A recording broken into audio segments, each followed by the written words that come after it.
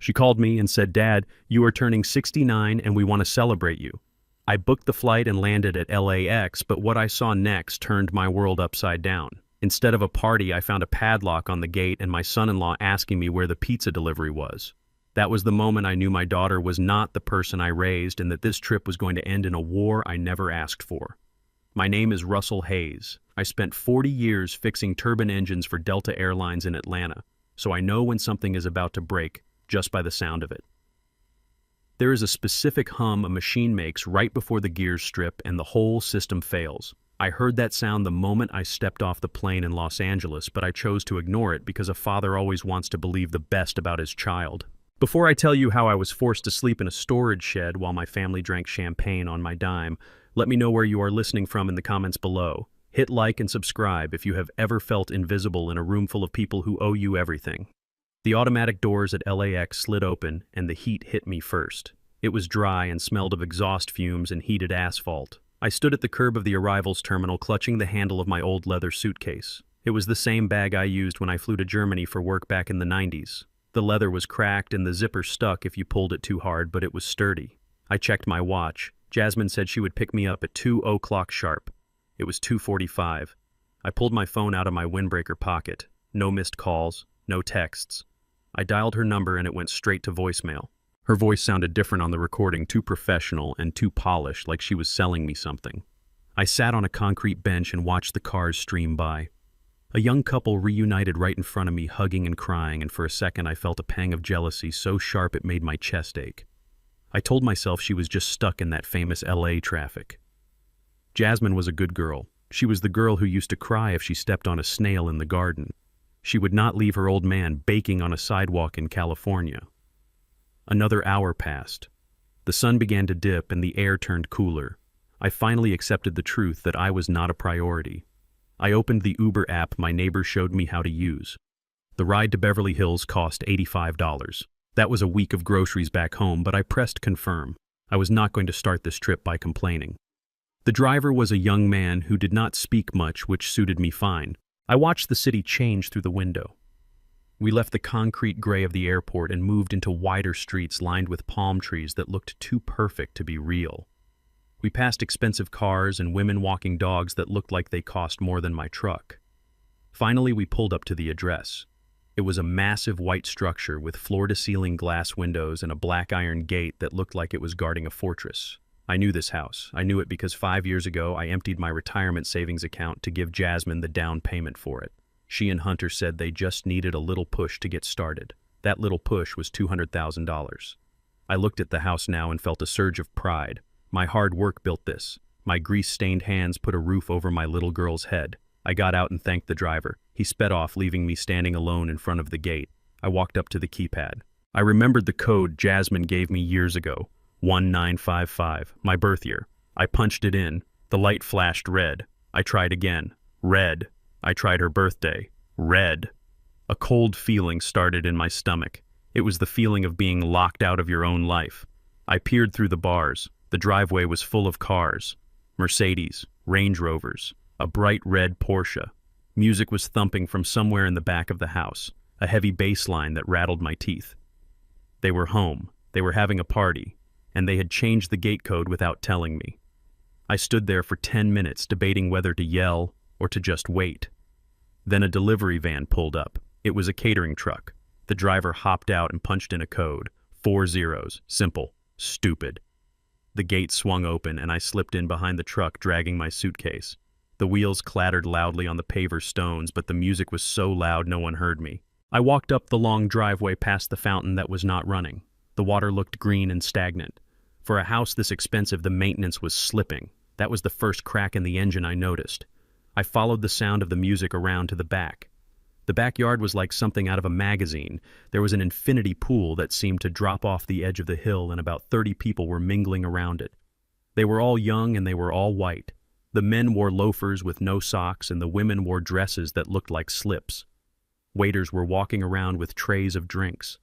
I stood by the corner of the house feeling suddenly very large and very clumsy in my thick Atlanta clothes. My windbreaker felt heavy. My boots felt dirty. Then I saw him. Hunter, my son-in-law. He was standing by the pool bar laughing loudly at something a blonde woman said. He was wearing a white linen suit and holding a cigar. He looked successful. He looked rich. He looked like he owned the world. I took a deep breath and stepped into the sunlight. "Hunter," I called out. My voice was raspy from the flight. He turned around. For a second his eyes scanned right over me like I was part of the landscaping. Then he squinted. He did not smile. He did not rush over to hug me. He looked confused and then he looked annoyed. He walked over to me, but he stopped 3 feet away. He did not offer his hand. "Hey, buddy," he said loud enough for the people nearby to hear. "The ice is supposed to go to the wet bar on the lower level. Who let you in the front gate?" I froze. My grip tightened on my suitcase handle. He thought I was the ice delivery man. Or maybe he wished I was. "Hunter, it is me." "Russell," I said, keeping my voice steady. His eyes widened.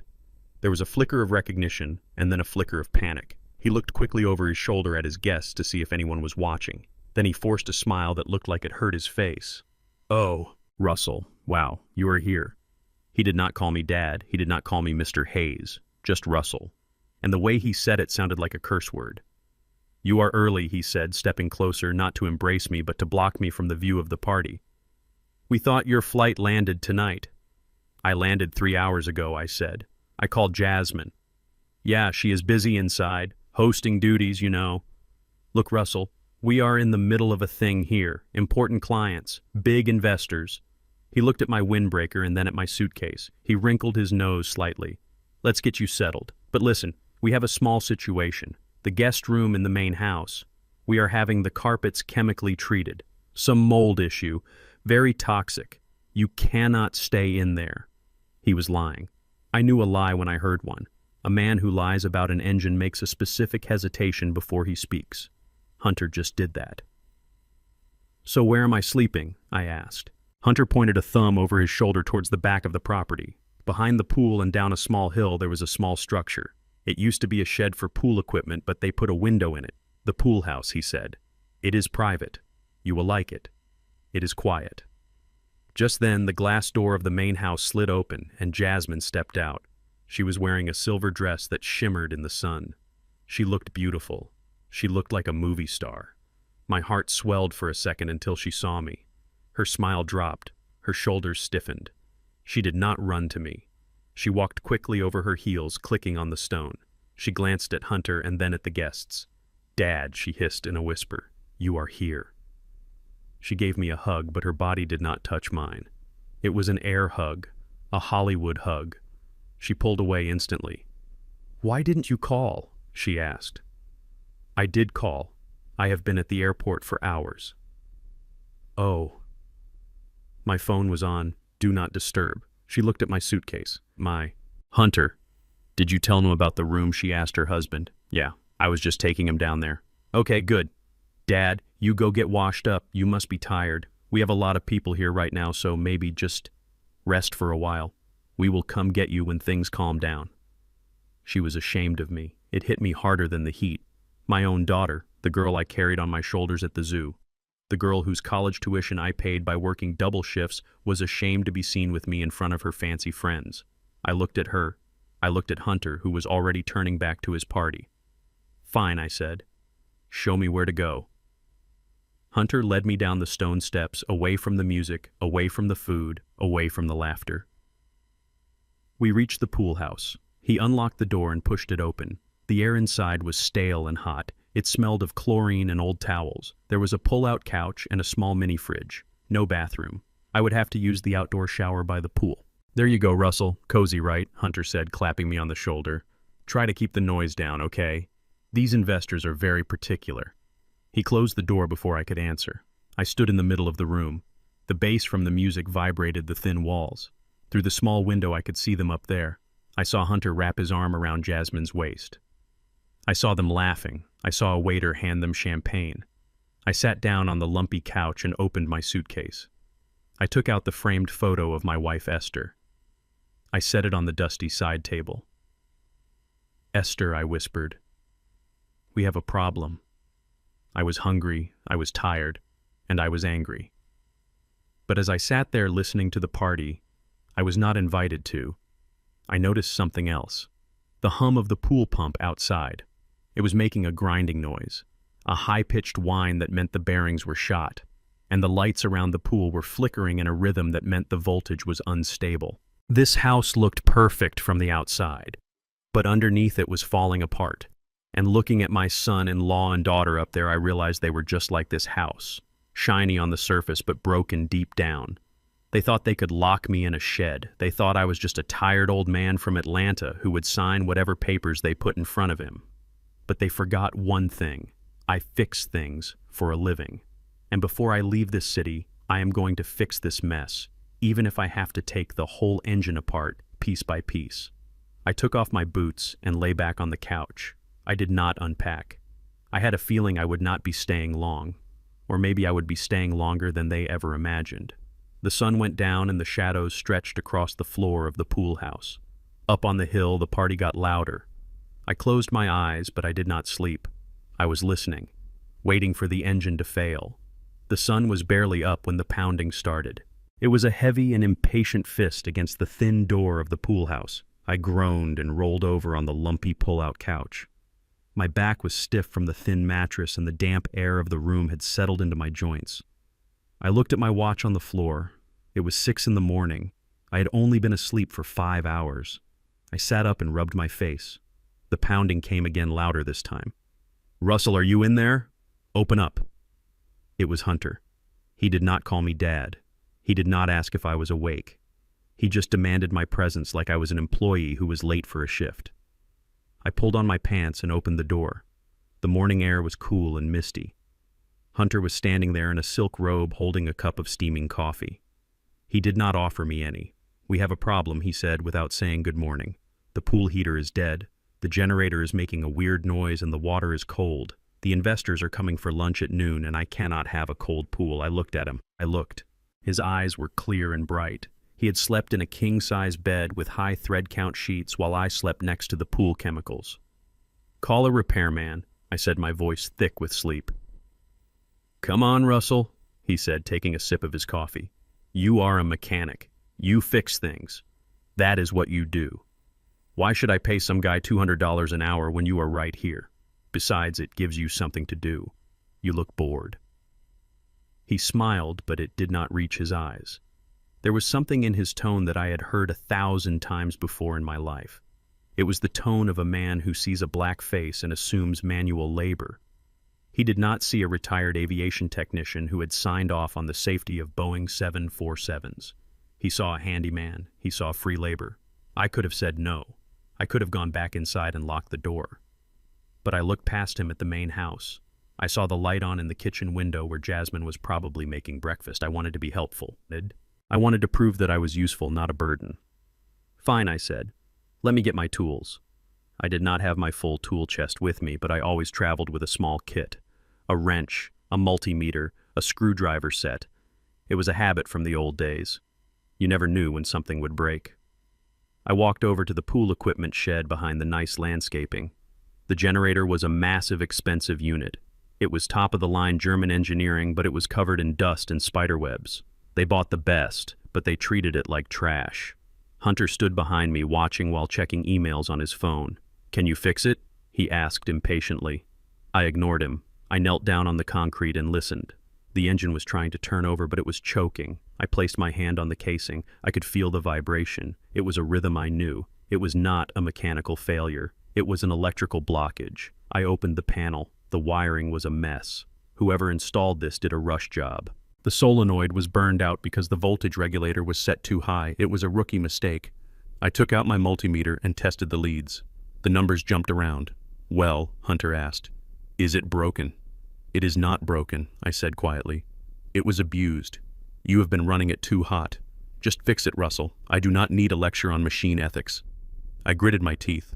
I took out a small piece of copper wire from my kit. I could bypass the regulator temporarily to get the heater running, but it needed a new part. I worked quickly. My hands moved with a memory of their own. Strip the wire, twist the connection, secure the bypass. I flipped the switch. The generator coughed once, then roared to life. The hum was steady and strong. There I said, wiping grease onto my pants because I did not have a rag. "It is working, but you need to order a new solenoid or it will burn out again in a week." Hunter did not say thank you. He just nodded and looked at the pool water starting to bubble. Great, he said, turning to walk away. Try to clean up around here. It looks messy. And Russell, change your shirt before lunch. You look like a grease monkey. He walked back up the stone path, his silk robe flowing behind him. I stood there alone with the noise of the machine. I looked at my hands. They were stained black with oil. I felt a familiar heat rising in my chest. It was not shame. It was rage. But I swallowed it down. I had a plan. I went back to the pool house and scrubbed my hands until they were raw. I put on a clean polo shirt and a pair of slacks. I looked at myself in the small mirror. I looked respectable. I looked like a father. At noon, the guests started arriving. I walked up to the main patio. The table was set with white linen and crystal glasses. There were bottles of wine that cost more than my monthly pension check. Jasmine was there wearing a white dress that matched the decor. She looked nervous. When she saw me, she gave a tight smile. "Hi, Dad," she said quickly. "You look nice."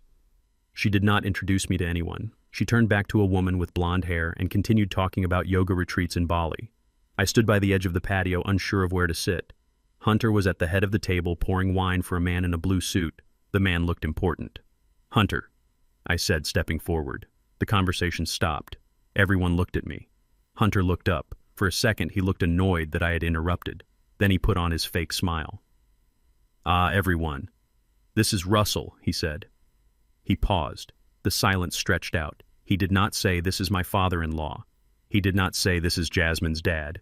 He is an old family acquaintance from the South," Hunter said smoothly. "He is helping us out with some maintenance on the property for a few days. Russell is a wizard with machines." The man in the blue suit looked me up and down. He saw an old black man with rough hands standing next to the help. "Good to find good help these days," the man said dismissively. "My gardener just quit. Hard to find people who want to work." He turned back to his wine. I felt the blood drain from my face. My heart hammered against my ribs. Acquaintance.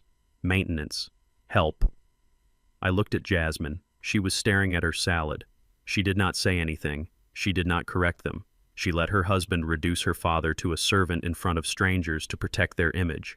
The betrayal cut deeper than any knife. I opened my mouth to speak, to tell them that I paid the down payment on the floor they were standing on, but then I stopped. I saw Hunter smirk. He enjoyed this. He enjoyed putting me in my place. If I yelled now, I would just be the angry old man. I would be the problem. I forced my face to remain neutral. I nodded slowly. "Enjoy your lunch," I said. I turned and walked away, but I did not go back to the pool house. I went into the kitchen through the side door. The caterers were busy prepping the next course. No one paid attention to me. I walked over to the marble island where Hunter sat every morning to make his calls. It was his command center. I knew he would bring the investors in here later for brandy and cigars. That was his pattern. I reached into my pocket. I pulled out a small black device. It was a digital voice recorder I used to use to record engine diagnostics. It was small, powerful, and the battery lasted for 48 hours. I knelt down, pretending to tie my shoe. My hand reached under the lip of the heavy marble table. There was a metal bracket there. I had checked it yesterday. I pressed the recorder against the metal. The magnet clicked softly. It was hidden in the shadows, completely invisible unless you were on your hands and knees. I stood up. I could hear the laughter from the patio. They were laughing at a joke the man in the blue suit made, probably about finding good help. Laugh now, I thought. I walked out of the kitchen and down the path to my shed. The humiliation burned in my stomach like acid. But as I sat on my lumpy couch and put on my headphones to test the signal, I felt a cold calm settle over me. They treated me like the help. Fine. The help sees everything. The help hears everything. And the help is the one who takes out the trash. I pressed the record button on my receiver. The red light blinked steady and strong. I was not just a mechanic anymore. I was a spy in my own family, and I was going to catch every word they said. I stood in front of the small mirror in the pool house and adjusted my tie. It was a navy blue clip-on tie that I had bought at Sears 20 years ago for my deacon ordination at church. The suit was older than that. It was a double-breasted gray polyester blend that smelled faintly of mothballs and cedar chips. It was thick and heavy and completely wrong for the California heat, but it was the best thing I owned. A man does not show up to his own birthday party in work boots. I brushed a piece of lint off the lapel and took a deep breath. 69 years old. I looked at the face in the mirror. The lines were deeper and the hair was grayer, but the eyes were the same. They were the eyes of a man who worked hard and paid his debts. I walked out of the pool house and up the stone path toward the main building. The sun was beginning to set, casting long orange shadows across the lawn.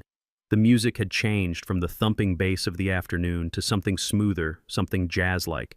I appreciated that. Maybe Jasmine remembered that I liked jazz. Maybe this whole day had just been a misunderstanding. Maybe they were stressed about the house repairs, and now that the evening was here, they would finally welcome me properly. I reached the top of the stairs and stopped. The patio had been transformed. There were tall tables draped in white silk and floral arrangements that looked like they cost more than my first car. Waiters circulated with silver trays of hors d'oeuvres. But it was not the decorations that made my blood run cold. It was the banner hanging above the sliding glass doors. It was 10 feet long and printed in bold silver letters. It did not say "Happy Birthday, Russell." It did not say "Welcome, Dad." It read "Skyline Project Launch, Investing in the Future."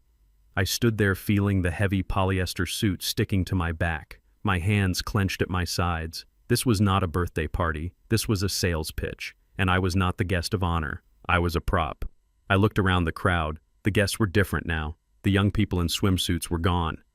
In their place were older men in tailored suits and women wearing jewelry that sparkled aggressively under the patio lights. They held glasses of champagne and spoke in hushed, serious tones. They looked like sharks circling a fishing boat. "Russell, there you are." It was Hunter. He appeared at my elbow, grabbing my arm with a grip that was too tight to be friendly. He was wearing a dark blue suit that fit him perfectly. He looked me up and down, and his smile faltered for a fraction of a second when he saw my gray polyester. "Nice suit," he said, but his voice dripped with sarcasm. "Very vintage, very authentic." "Where is Jasmine?" I asked. My voice was low and hard. "She is inside greeting the VIPs," Hunter said, waving his hand dismissively. "Listen, Russell, we need to talk before you go in there. This is a big night for us, for the family." He steered me away from the main crowd toward a quiet corner near the outdoor fireplace. He stood close to me, invading my personal space. He smelled of expensive cologne and desperation. "Here is the situation," Hunter said, lowering his voice. "These people are investors. High-level capital. They are looking to back the Skyline project. That is my new architectural development. It is going to change the city." I looked at him. I knew about the Skyline project because Jasmine had mentioned it on the phone. It was a fantasy, a massive complex of luxury condos that Hunter wanted to build, but he did not have the land and he did not have the permits. "So what does this have to do with me?" I asked. Hunter licked his lips. It was a nervous tick. "I told them I have secured a key partnership," he said. "A land developer from Atlanta. Someone with old money and deep roots in the South. Someone who is providing the initial equity for the land acquisition." He stared at me. I stared back. The silence stretched between us. "You want me to lie," I said. No, not lie," Hunter said quickly. "We are just enhancing the truth. You do own land in Atlanta, right? You own that shop on MLK Boulevard. That is prime real estate. Gentrification is hitting that area hard. That land is worth a fortune." "It is an engine repair shop, Hunter," I said. "It is where I fixed turbines for 40 years. It is covered in grease and surrounded by a chain-link fence. To these people, it is a strategic asset," Hunter insisted. "Look, Russell, just play along. When I introduce you, just nod, shake their hands, smile. Tell them you believe in my vision. Do not mention the turbines. Do not mention the grease. You are a silent partner. Can you do that?" "Why should I asked. "It is my birthday." Hunter's face hardened. The mask slipped. "Because your daughter lives in this house," he hissed. "Because if this funding does not come through by Monday, the bank takes everything. The cars, the furniture, this patio you are standing on. Do you want to see Jasmine on the street? Do you want to be the reason she fails?" He knew exactly where to hit me. He knew I would walk through fire for that girl. He was holding her hostage with his own incompetence. "Fine," I said. "I will not say anything. But I am not lying for you." Hunter patted my shoulder again. His smile returned instantly, fake and bright. "That is all I ask. You are a good man, Russell. A real team player." He grabbed my elbow again and pulled me into the center of the crowd. The noise of the party washed over me. I felt like I was drowning. Everyone Can I have your attention, please? Hunter called out, raising his glass. The conversation died down, heads turned, 50 pairs of eyes focused on us. I felt the sweat trickling down my back under the heavy suit. I want to introduce a very special guest, Hunter announced. The man who made all of this possible. My father-in-law and our primary strategic partner from Atlanta, Mr. Russell Hayes. Applause rippled through the crowd. It was polite applause, but I could see the calculation in their eyes. They were sizing me up. They looked at my old suit and my wide tie, and they did not see a poor man. They saw an eccentric millionaire. They saw exactly what Hunter wanted them to see. A man stepped forward. He was tall with silver hair and a face that looked like it was carved out of granite. He extended a manicured hand. "Mr. Hayes." "It is an honor," the man said. "I am Franklin Vance. Hunter has told me a lot about your holdings in the South." I shook his hand. His grip was dry and firm.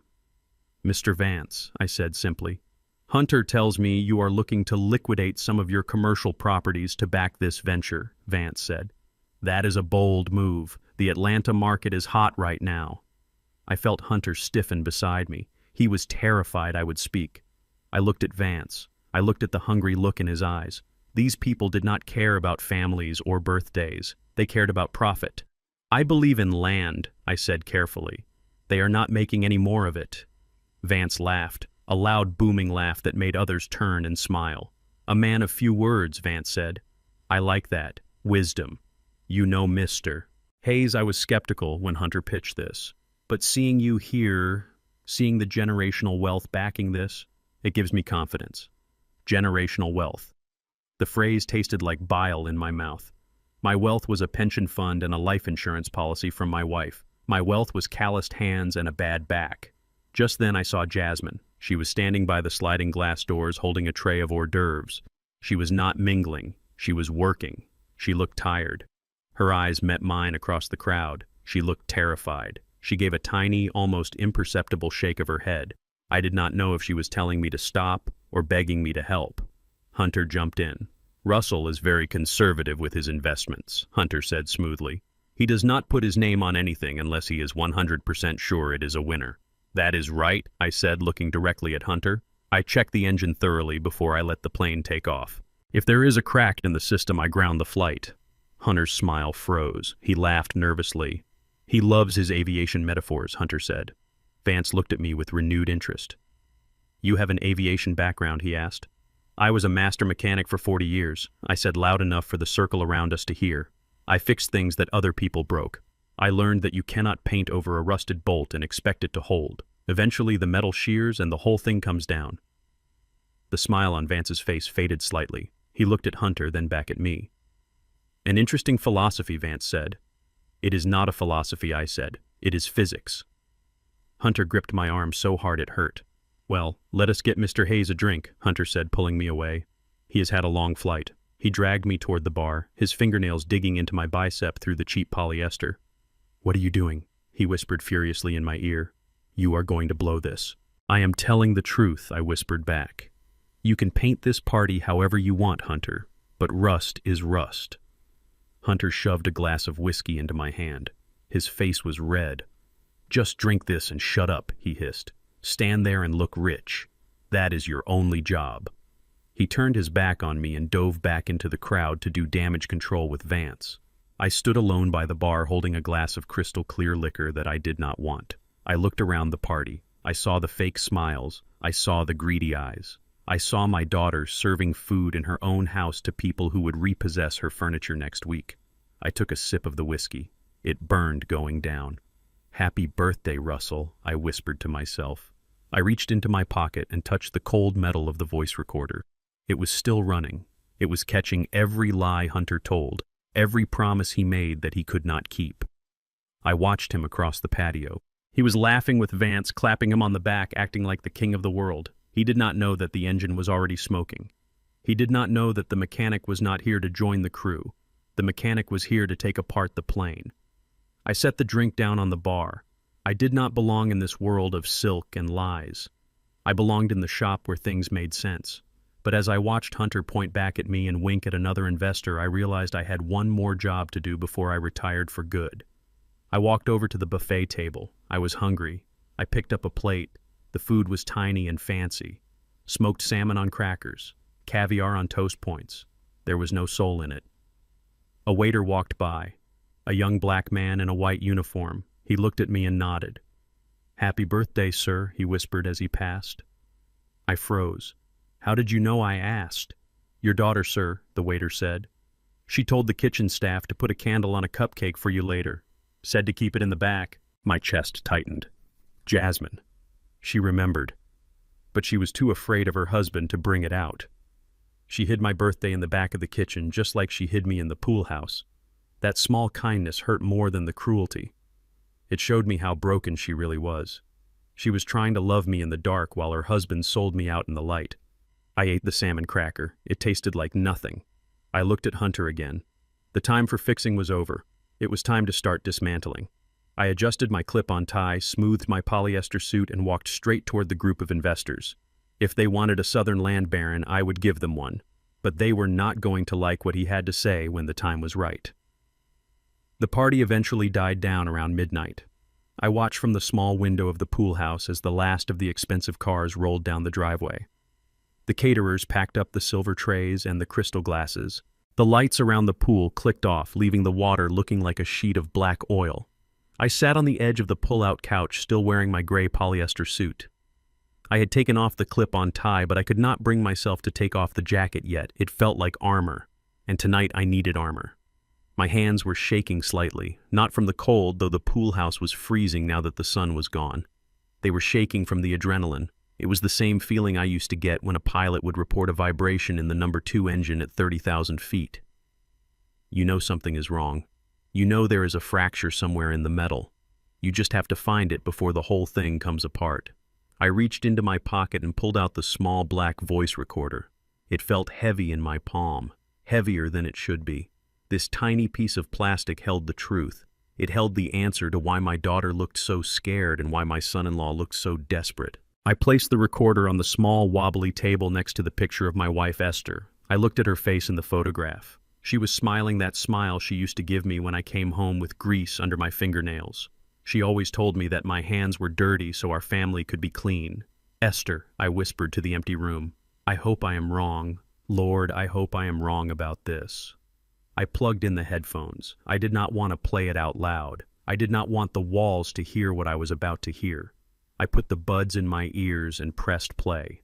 At first there was just the sound of silverware clinking on china, the background noise of the kitchen. I heard the hum of the refrigerator. I heard water running. The audio quality was crisp.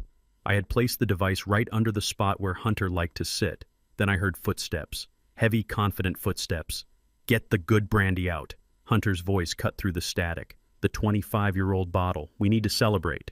I heard the sound of a cork popping and liquid pouring into a glass. "You think he bought it?"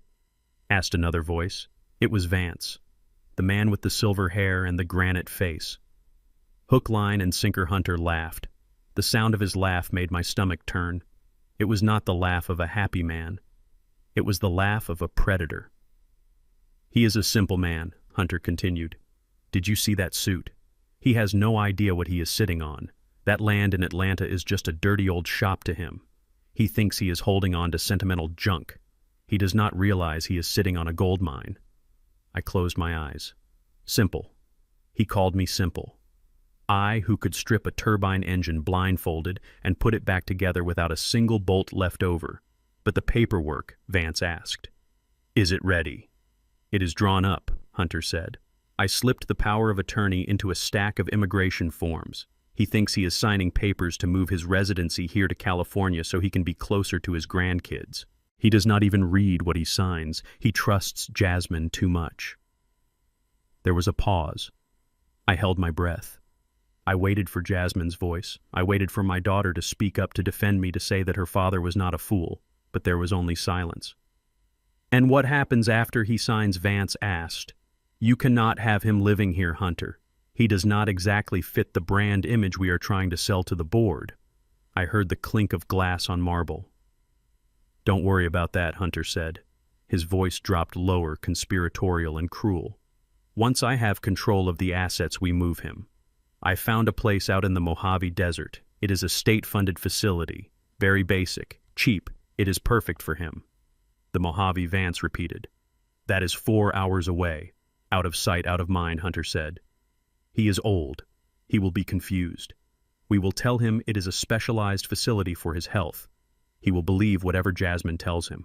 The old black man will just fade away in the desert, and we will use the $3 million from the Atlanta sale to break ground on Skyline. It is a victimless crime, really. He gets care, we get the capital. I stopped the tape. I sat there in the silence of the pool house. The only sound was my own breathing, which was shallow and ragged. The Mojave Desert, a cheap state facility.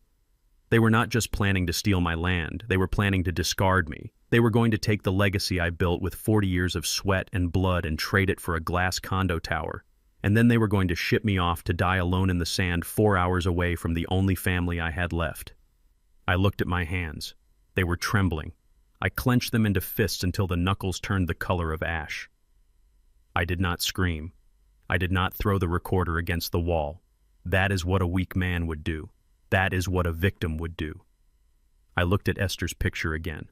Do you hear that, Esther? I asked her. Do you hear what they think of us? I remembered the day I bought that land in Atlanta. It was 1982. We had saved every penny for 5 years. We ate beans and rice. We drove a car with no air conditioning in the Georgia summer. When I signed the deed, Esther cried. She knelt down and kissed the dirt. She said, Russell, this is ours. No one can take this from us. This is for our children and our children's children. She died believing that. She died believing we had built a fortress that would protect our daughter. But we built the fortress for a daughter who opened the gates to the enemy. Jasmine was in the room. I knew she was. I did not hear her voice on the tape, but silence is an answer too. Her silence was her signature on my death warrant. She chose her husband's greed over her father's life. A cold calm washed over me. It started in my chest and spread to my fingertips. It was the same calm I felt when I had to make a critical decision on the tarmac with 100 passengers waiting on board. The panic was gone. The hurt was gone. There was only the problem and the solution. The problem was a catastrophic mechanical failure in the family unit. The structural integrity was compromised beyond repair. The solution was a total teardown. I took the headphones out and carefully wound the cord. I placed the recorder back in my pocket. I stood up and took off the gray suit jacket. I folded it neatly and laid it on the back of the chair. I unclipped the blue tie and rolled it up. I walked over to my suitcase and pulled out my work clothes, my denim shirt, my heavy canvas pants, my steel-toed boots. I dressed slowly. I buttoned the shirt all the way to the top. I laced the boots tight. I was not dressing for a party anymore. I was dressing for work. I walked to the window and looked up at the main house. The lights were off. They were sleeping. Hunter was probably dreaming of his millions. Jasmine was probably dreaming of her guilt, or maybe she had convinced herself she was doing the right thing. Sleep well, I thought. Sleep while you can. Because tomorrow the old black man you want to send to the desert is going to wake up, and he is not going to sign your papers. He is not going to be confused. Hunter thought I was simple. He thought I was a relic. He saw gray hair and rough hands, and he assumed I was stupid. That was his mistake. That was the crack in his fuselage. He forgot that before you can build a skyline, you have to have a foundation. And he was standing on my foundation. I sat back down on the couch, but I did not lie down. I picked up my small toolkit. I took out a screwdriver and tested the weight of it in my hand. I am not a victim, I said aloud. I am a mechanic, and I have a lot of work to do. I spent the rest of the night awake. I went through every memory of the last 2 days, every insult, every lie, every forced smile. I cataloged them like parts in an inventory. I needed to know exactly what I was dealing with. I realized then that the trip to Los Angeles was not a birthday celebration. It was a salvage mission. I was here to salvage what was left of my dignity and my wife's legacy. When the sun began to creep over the horizon, turning the sky a bruised purple, I was ready. I washed my face with cold water. I looked in the mirror one last time. The sadness in my eyes was gone. It was replaced by something harder, something colder. I opened the door of the pool house and stepped out into the morning air. The generator I fixed yesterday was humming smoothly. The pool water was warm and clear. "Fit your heater." "Hunter," I whispered, "now I am going to fix you." I walked up the stone path toward the house. My boots clicked rhythmically on the pavers. It sounded like a countdown. 1 step, 2 steps, 3 steps. I was walking into the lion's den, but the lions were asleep and I was the one holding the keys. The game had changed. They wanted the simple old man from Atlanta. Fine. I would give them exactly what they wanted. I would play the part. I would be the senile old fool. I would be the compliant father-in-law. I would let them think they had won. I would let them load the plane with all their hopes and dreams. I would let them taxi to the runway. I would let them throttle up. And just when they reached the point of no return, I would pull the pin. I reached the back door of the kitchen. It was unlocked. I stepped inside. The smell of stale champagne and expensive perfume still lingered in the air. I walked to the coffee machine and started a pot. I would have coffee ready for them when they woke up. I would be the perfect house guest. The recording in my pocket felt warm against my leg. It was my weapon. But I would not use it yet. A good mechanic knows that timing is everything. You do not strike until the bolt is under maximum tension. That is when it snaps the cleanest. I poured a cup of coffee and watched the sunrise over Beverly Hills. It was beautiful. It was expensive. It was fake. "Welcome to the first day of the rest of your life, Russell," I said to the empty kitchen. "Make it count." The smell of bacon woke me up before the sun did. It was a thick, greasy smell that usually meant a good Sunday morning back in Atlanta. But here in Beverly Hills, it smelled like a bribe. I lay on the pull-out couch for a moment, staring at the ceiling of the pool house. My back ached. My neck was stiff. But my mind was sharp. I replayed the recording from last night in my head. The Mojave Desert, a cheap state facility. Out of sight, out of mind. I sat up and rubbed my face. Today was the day I had to start acting. If Hunter wanted a senile old man, I would give him an Oscar-winning performance. I put on my reading glasses even though I did not really need them. I found an old pair of hands shaking slightly as I buttoned my shirt. I practiced the tremor in the mirror. It had to look real. It had to look like the nerves in my hands were misfiring just like an electrical short in a cockpit display. I walked up to the main house. The sliding glass door was open. Hunter was sitting at the head of the marble dining table wearing a crisp white polo shirt. He looked like he had just stepped out of a country club brochure. Jasmine was at the stove flipping pancakes. She did not look at me when I walked in. Her shoulders were hunched tight. "Good morning, Russell," Hunter boomed. His voice was too loud, too cheerful. It grated on my ears like metal on metal. I shuffled my feet a little, dragging my left boot on the floor. I let my shoulders slump. "Morning," I mumbled. Sit down," Hunter said, pulling out a chair for me. "Jasmine made your favorite, pancakes and bacon. We want to treat you right today. After the big success of the party last night, we figured we owe you a real breakfast." I sat down. The table was set with heavy silverware and linen napkins. There was a fresh pot of coffee steaming in a silver carafe. Jasmine brought a plate over. She set it down in front of me, but she still would not meet my eyes. "Here you go, Dad," she said softly. "Blueberry. Just how you like them." "Thank you, baby girl," I said. I looked at her. I wanted her to look at me. I wanted to see if there was any of my daughter left in there, or if she was completely gone. She glanced up for a second and I saw it. Guilt. It was swimming in her eyes like oil on water. She knew what was coming. She knew about the papers. "Eat up," Hunter said. "We have a big day, a lot of administrative stuff to get through so we can just relax for the rest of your trip." I picked up my fork. I let my hand shake. The fork clattered against the plate. Hunter watched me. I saw a flash of satisfaction in his eyes. He liked seeing me weak. He liked seeing the mechanic who used to lift engine blocks struggling to lift a piece of bacon. We ate in silence for a few minutes. The food tasted like ash in my mouth. I forced myself to swallow. I needed the energy. So Russell Hunter started wiping his mouth with a napkin. I was talking to Jasmine. "We are so worried about you being all alone in Atlanta. The neighborhood is changing. It is not safe for a man of your age." I chewed slowly. "It is the same neighborhood it has always been," I said. Hunter shook his head. "Statistics say otherwise. And honestly, Russell, you are not getting any younger. We want you here. We want you close to family. We want to take care of you." I looked at Jasmine. She was staring at her orange juice. "Is that right, Jasmine?" I asked. "You want to take care of me?" She nodded quickly, too quickly. "Yes, Dad. We just want what is best for you. Hunter reached under the table and pulled out a thick stack of papers. It was at least an inch thick, held together with a heavy binder clip. He set it down on the table with a thud. So I had my legal team draw up some paperwork, Hunter said casually. It is mostly just boring immigration stuff. Transferring your residency to California, getting you on our health insurance plan, setting up a local bank account so we can help you manage your bills. You know, standard stuff. He pushed the stack toward me. I looked at the papers. Standard stuff. That was the lie. I wiped my hands on my napkin and reached for the stack. I put on my reading glasses and peered over the rims. That is a lot of paper for a bank account, I said. California bureaucracy.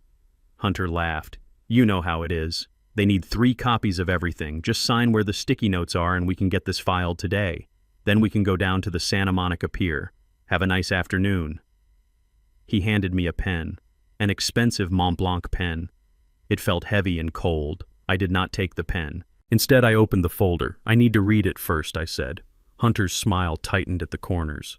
Russell, it is legal jargon. It is boring. You do not need to waste your morning reading fine print. I already had my lawyers review it. It is airtight. I am sure it is, I said. But Esther always told me never sign anything you have not read, even if it takes all day. I licked my thumb and turned the first page. It was a residency application. Harmless. I turned the next page. A health insurance waiver. Harmless. Hunter was tapping his foot under the table. Tap, tap, tap. He was impatient. The engine was running hot. I turned 10 more pages, then 20. I read slowly, moving my lips like I was having trouble understanding the words. What does this mean? I asked, pointing to a paragraph about liability. It just means if you trip on the sidewalk, the city pays for it, Hunter said quickly. Keep going, Russell. The signature page is at the back. I kept turning, and then I found it. Buried in the middle of the stack on page 42. General durable power of attorney. The text was dense, but the meaning was clear. It granted Hunter Vance full control over all my assets, real estate, banking, and medical decisions. It gave him the right to sell property without my consent. It gave him the right to commit me to a medical facility if he deemed me incapacitated.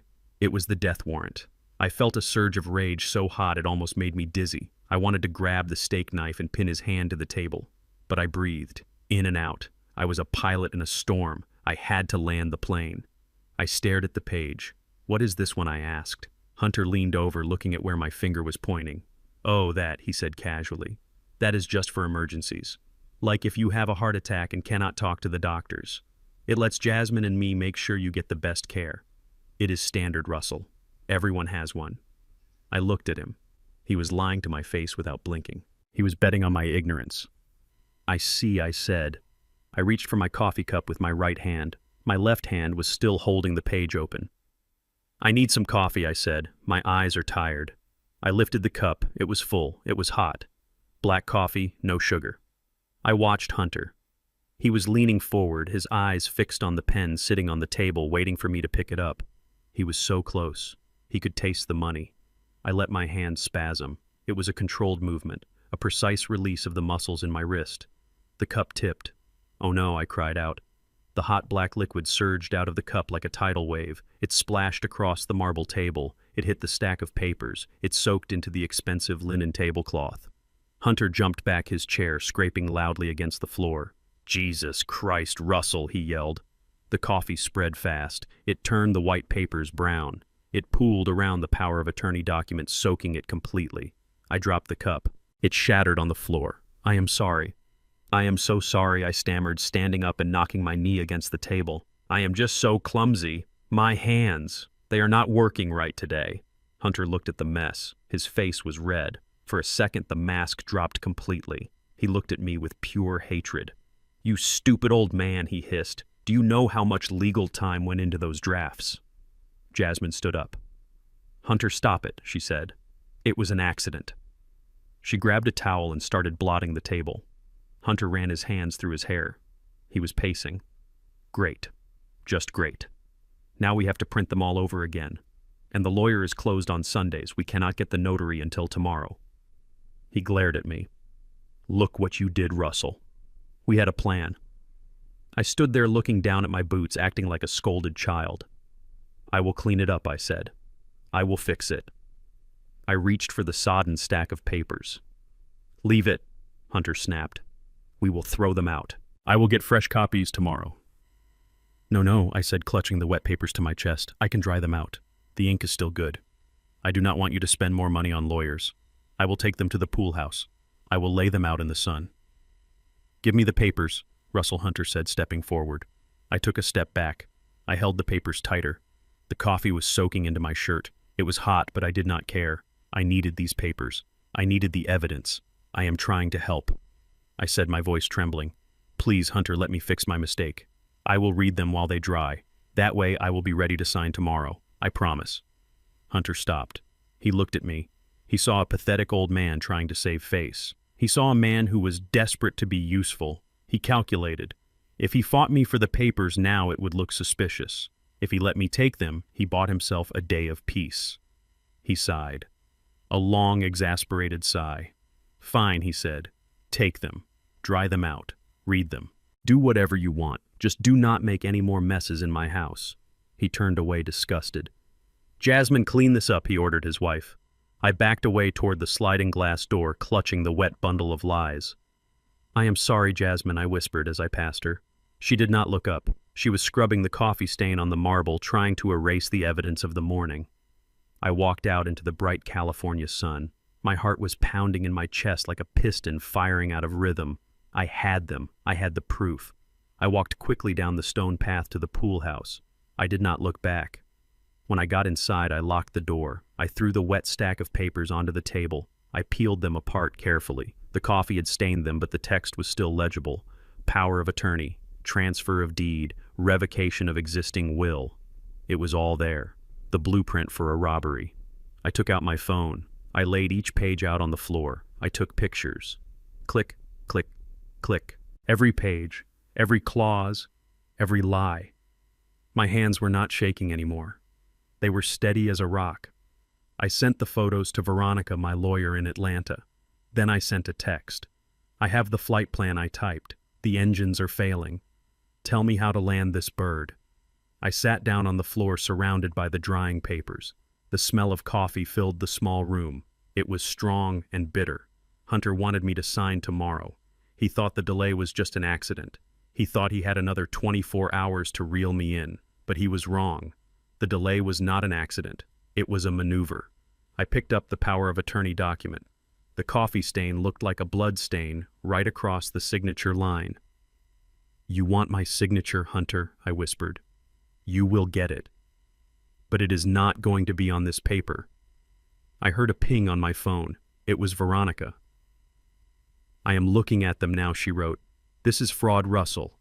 This is elder abuse. We can bury him with this, but we need to be smart. But we need to. Do not let him know you know. Not yet, I typed back. He thinks I am senile. He thinks I am clumsy. Veronica replied.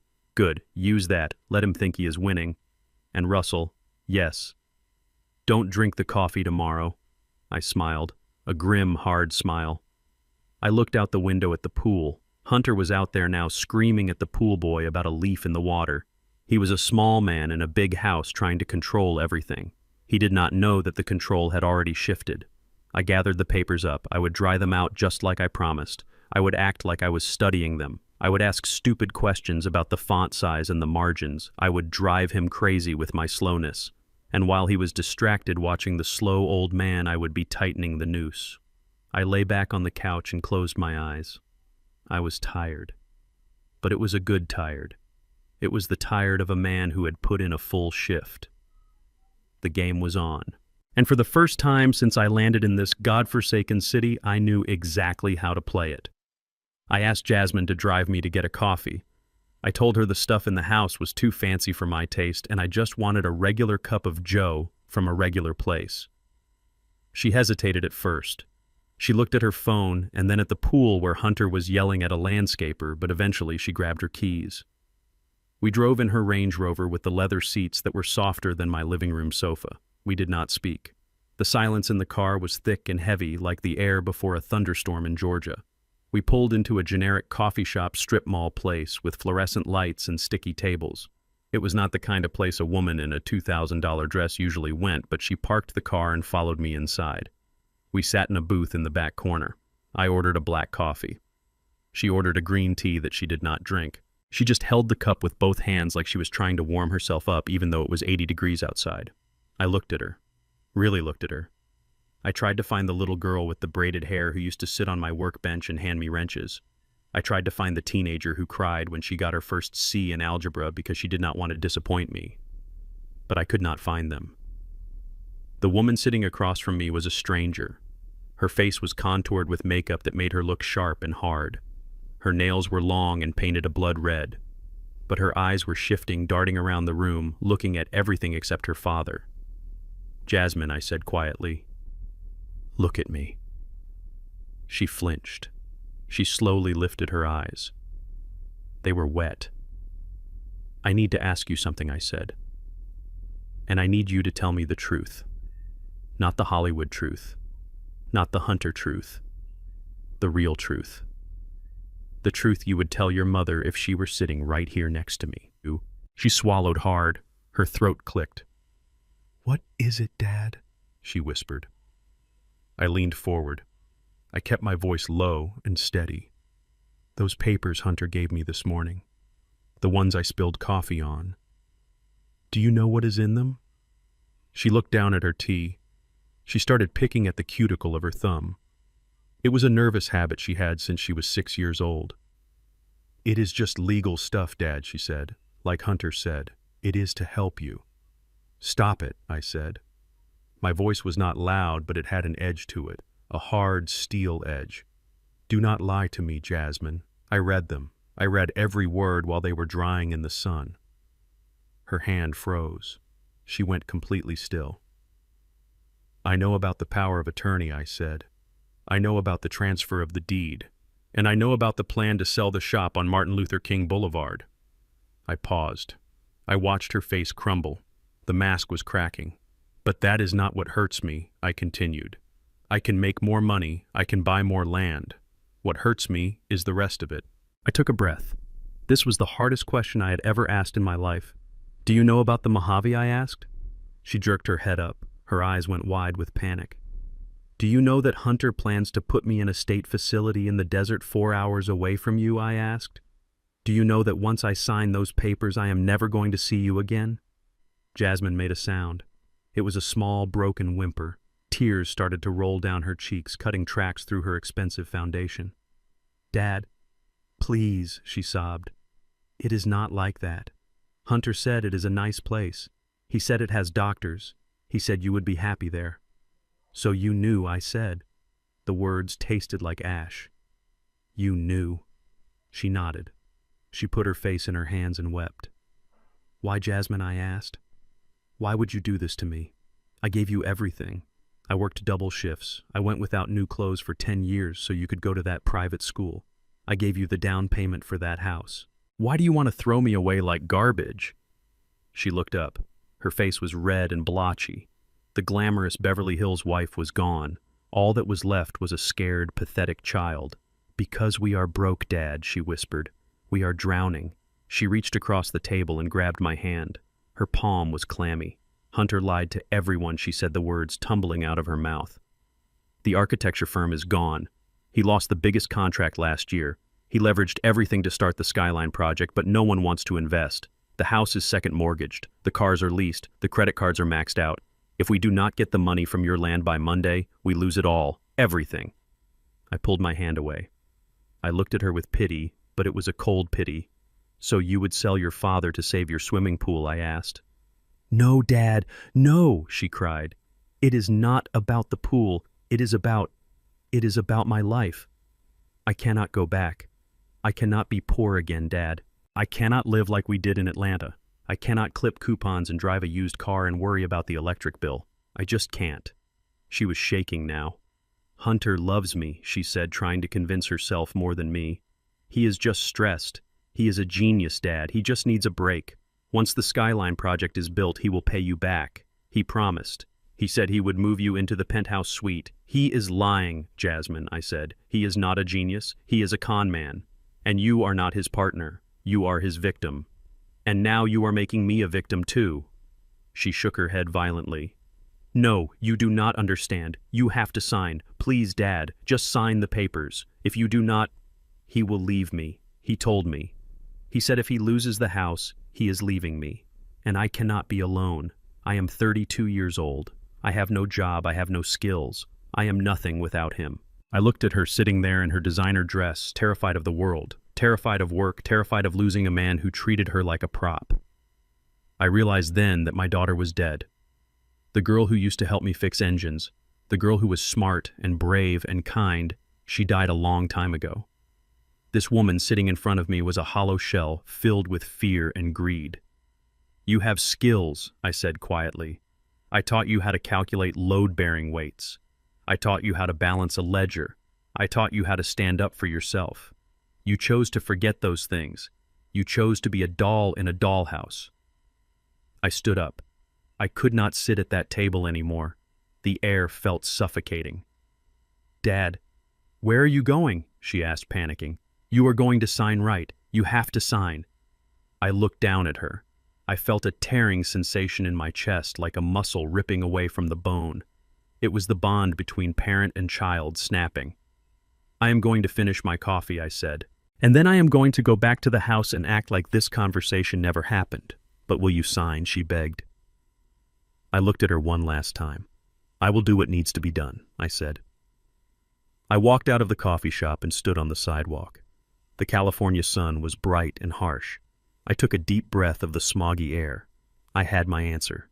There was no saving her. She had made her choice. She chose the lifestyle over the life. She chose the abuser over the protector. It broke my heart, but it also clarified my mission. Before this conversation, I had hesitated. I had thought about maybe just exposing Hunter and trying to take Jasmine back home to Atlanta. I thought maybe she was just brainwashed. But now I knew. She was not brainwashed. She was complicit. She was willing to let me rot in the desert so she could keep her Range Rover. That kind of rot goes deep. You cannot fix it. You have to cut it out. I waited for her to come out of the shop. She fixed her makeup in the bathroom before she emerged. She put her sunglasses on to hide her swollen eyes. We walked back to the car in silence. When we got in, she turned to me. Dad, she said, her voice steady again. Do not tell Hunter we talked about this. He would be angry. I looked out the window. Don't worry, Jasmine, I said. I won't tell him a thing. I meant it. I wasn't going to tell him. I was going to show him. As we drove back up the winding roads to the mansion, I felt a shift in my engine. The grief was still there, but it was moving to the back. The anger was moving to the front. They wanted the money. They wanted the land. They wanted the simple old man to save them. Well, the simple old man was going to give them a salvation they would never forget. I touched the phone in my pocket. I had recorded the conversation in the coffee shop, too, just in case. I have you now, Jasmine, I thought. I have you both. And when this house of cards falls down, I am not going to be the one underneath it. Drive faster, baby girl, I said. We have a lot of work to do before the party. She stepped on the gas, eager to get back to her cage. I just watched the scenery go by, counting down the minutes until I could blow it all up. Hunter drove us out to the edge of the city where the pavement turned cracked and the palm trees looked thirsty. He said he wanted to show me the headquarters for the Skyline project. He said it was a state-of-the-art facility where the magic happened. But when we pulled up to a corrugated metal warehouse sitting in a lot full of weeds, I knew the only magic happening here was a disappearing act. He parked the Range Rover next to a dumpster that was overflowing with trash. He smoothed his hair in the rearview mirror and put on his expensive sunglasses. This is it, Russell, he said, gesturing grandly at the rusted building. We are keeping it low profile until the funding comes through. Smart business, you know. Low overhead means high yield. I looked at the building. I looked at the padlock on the front door that was covered in dust. Nobody had been in there for months. I did not say anything. I just nodded and got out of the car. The heat coming off the asphalt was brutal. It smelled of tar and dead grass. Hunter fumbled with a ring of keys. His hands were shaking again. He dropped the keys, once picked them up, and finally managed to get the lock open. We stepped inside. The air was stale and hot, like the inside of an oven. There was one desk in the middle of the empty concrete floor. On the desk was a single laptop and a roll of blueprints that looked like they had been bought at a prop store. See, Hunter said, walking around the empty space, his voice echoing off the metal walls. We are going to put the design team over there. The engineering department will go in the loft.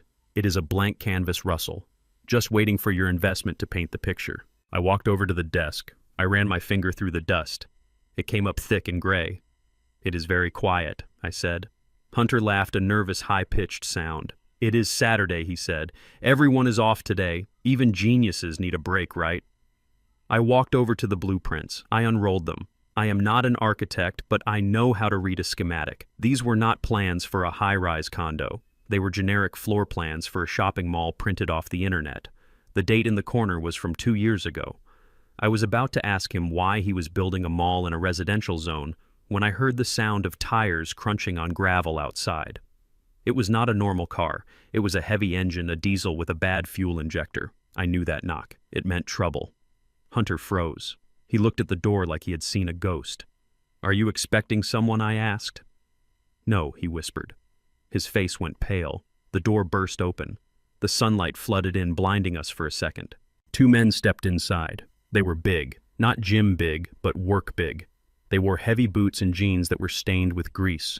One of them had a neck tattoo of a wrench. The other one was holding a tire iron. "Well, look who it is," the one with the tire iron said.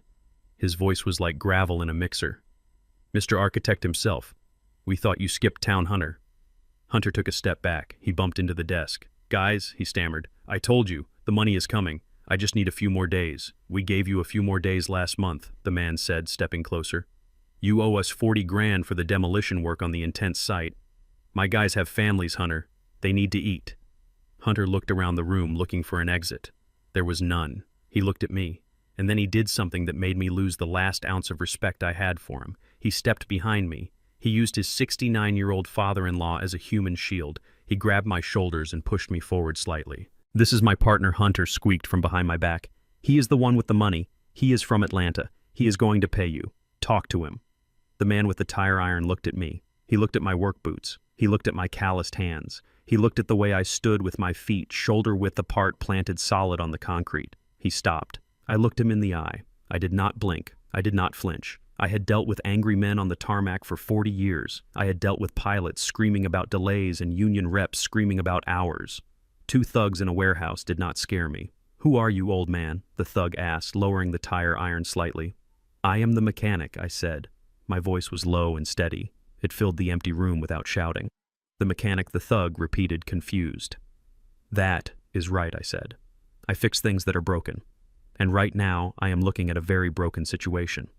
I took a step forward, moving away from Hunter. I did not want his cowardice to rub off on me. "You are driving a 2004 Ford F-250, I said, nodding toward the door. "I can hear the number 3 injector misfiring from here. You are losing compression. Another 50 miles and you are going to blow the head gasket. That is a $3,000 repair if you are lucky." The thug looked at his friend, then looked back at me. He looked surprised. "How do you know that?" he asked. "Because I have been listening to engines since before you were born, son," I said. "I know when something is about to blow, just like I know you are not here to hurt anyone. You are here because you did a job and you want to get paid. A working man deserves his wages. I respect that." The thug lowered the tire iron completely. He saw the grease under my fingernails. He recognized one of his own. "Yeah, well, your boss back there does not respect it," the thug said, pointing at Hunter, who was cowering by the desk. "He has been dodging us for weeks." "He is not my boss," I said. "He is my son-in-law, and he is a fool, but he is a fool who is about to come into some money." Hunter popped his head up. "Yes, yes," he yelled. "My father-in-law is signing the papers tomorrow, Saturday night, at the gala. Millions are coming in. I swear." I looked at the thug. "You heard him," I said. "Saturday night." The thug looked skeptical. "Why should I believe him?" he asked. "He is a liar." "Believe me," I said. "Look at my hands. Do these look like the hands of a liar?" The thug looked at my hands again. He saw the scars. He saw the years of labor. He nodded slowly. "Monday," the thug said. "We come back Monday morning. If the money is not in the account, we are not coming to talk. We are coming to break things, and we will start with his legs." He pointed the tire iron at Hunter. "Understood," I said. The thug turned to leave. He stopped at the door and looked back at me. "Hey, old man," he said. "What should I do about the injector?" "Run some sea foam through the intake and change the fuel filter," I said. "It will buy you a few thousand miles, but get it to a shop soon." "Thanks," he said. They walked out. The heavy door slammed shut. The sound of the diesel engine started up, rattled loudly, and then faded away down the road. Silence returned to the warehouse. I turned to look at Hunter. He was leaning against the desk, breathing hard. His face was covered in sweat. He looked at me, and for a second I saw relief. But then the relief turned into something else. It turned into shame. And then the shame turned into anger. He hated that I had saved him. He hated that the old black man from Atlanta had stood tall while he had cowered in the corner. He hated that the thugs respected me more than they respected him. He straightened his jacket and tried to regain his composure. "Well," he said, his voice shaking, "that was unpleasant, unprofessional. I should sue them for harassment." "You owe them money, Hunter," I said. "Pay them." He glared at me. "Do not tell me what to do, Russell. You do not understand high finance. It is a cash flow issue. Once you sign the papers, everything will be smooth." He walked past me toward the door. He tried to strut, but his knees were still wobbling.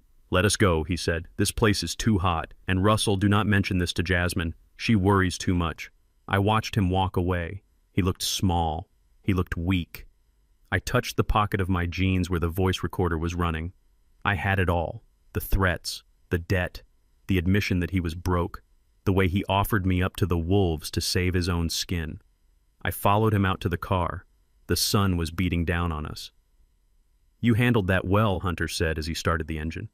"I mean, for a mechanic. You speak their language, low-class stuff."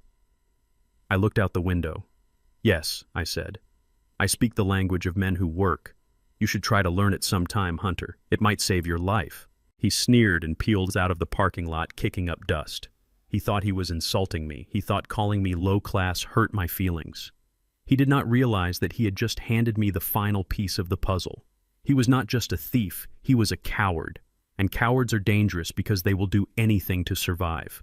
I knew then that I had to move fast. The thugs were coming back on Monday. Hunter needed my signature by Saturday. That gave me 24 hours to execute my plan. I looked at my hands resting on my lap. They were steady. They were strong. They were the hands that were going to take this house of cards down. Drive fast, Hunter, I thought. Run as fast as you can. You cannot outrun what is coming. We drove back to Beverly Hills in silence, but the air in the car was electric with hate. He hated me because I was strong. I hated him because he was weak. Only one of us was going to be standing when the dust settled.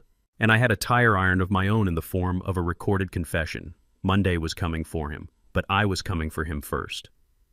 The house was quiet, but it was not peaceful. It was the kind of silence you get in an engine room right before the pressure valve blows. It was 2 a.m. on a Thursday. I could not sleep on the lumpy mattress in the pool house, so I put on my robe and walked up the stone path to the main house to get a glass of water. I moved slowly. My joints were aching from the damp air, but my mind was running at full throttle. I entered the kitchen through the back door. The moonlight was spilling across the marble floors, making everything look cold and blue. I poured a glass of tap water and drank it standing by the sink. I was about to turn around and go back to my shed when I saw it. A sliver of light coming from under the door of Hunter's study. It was faint, just a thin yellow line against the darkness. But I heard something too, a rhythmic scratching sound. Scritch, scratch, pause, scritch, scratch, crumple. It sounded like a rat gnawing on drywall. I set my glass down on the counter. I walked softly down the hallway. My bare feet made no sound on the tile. I had spent 40 years walking around sleeping passengers on red-eye flights. I knew how to be invisible.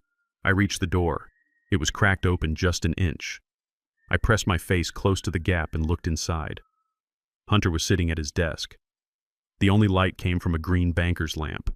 He was hunched over a piece of paper, holding a pen with a grip so tight his knuckles were white. Scattered around him were other pieces of paper, old birthday cards. A check I had sent Jasmine for Christmas 3 years ago. The residency papers I had spilled coffee on yesterday. He was studying them.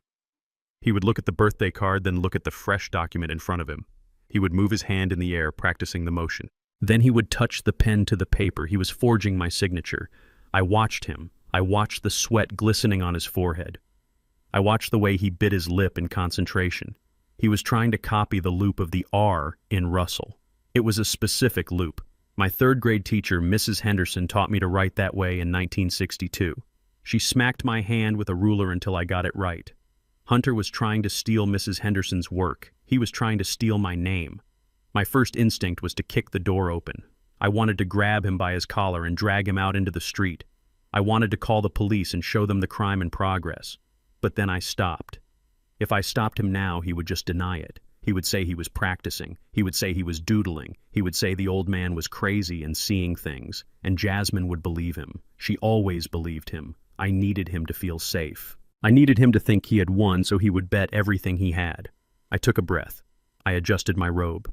I smoothed my face into the mask of the tired, confused old man. I pushed the door open. The hinges squeaked. Hunter jumped like he had been shot. He slammed a folder shut over the papers in front of him. His hand knocked over a stapler. He spun around in his chair, his eyes wide and terrified. "Russell," he gasped. "Jesus, you scared me." I stood in the doorway, blinking slowly against the light. "I am sorry, Hunter," I said, my voice raspy. "I came for water. I saw the light." Hunter's chest was heaving. He tried to smile, but it looked more like a grimace. He casually tried to slide the practice sheets into the trash can with his elbow. "I am just working late," he said quickly. "So much paperwork for the Skyline project. You know how it is." I walked into the room. I did not look at the trash can. I looked at the wall where he had hung a framed degree that I knew he bought online. "You work too hard, Hunter," I said. "A machine cannot run at maximum RPM forever. Eventually it overheats." Hunter relaxed a little. He thought I was just rambling. "I have to work hard, Russell," he said, wiping the sweat from his brow. "I have a family to support. I have a legacy to build." I walked over to the chair opposite his desk and sat down heavily. I let out a long sigh. "I have been thinking, Hunter," I said. He tensed up again, thinking about what he asked, about the papers I said, the ones I spilled coffee on. Hunter's eyes narrowed. He was calculating. "Yeah, what about them?" he asked. "I cannot sleep," I said. "I keep thinking about what you said, about the neighborhood in Atlanta being dangerous, about me being alone. I miss Esther. I miss her every day, and being in that big house by myself. Sometimes the silence is too loud."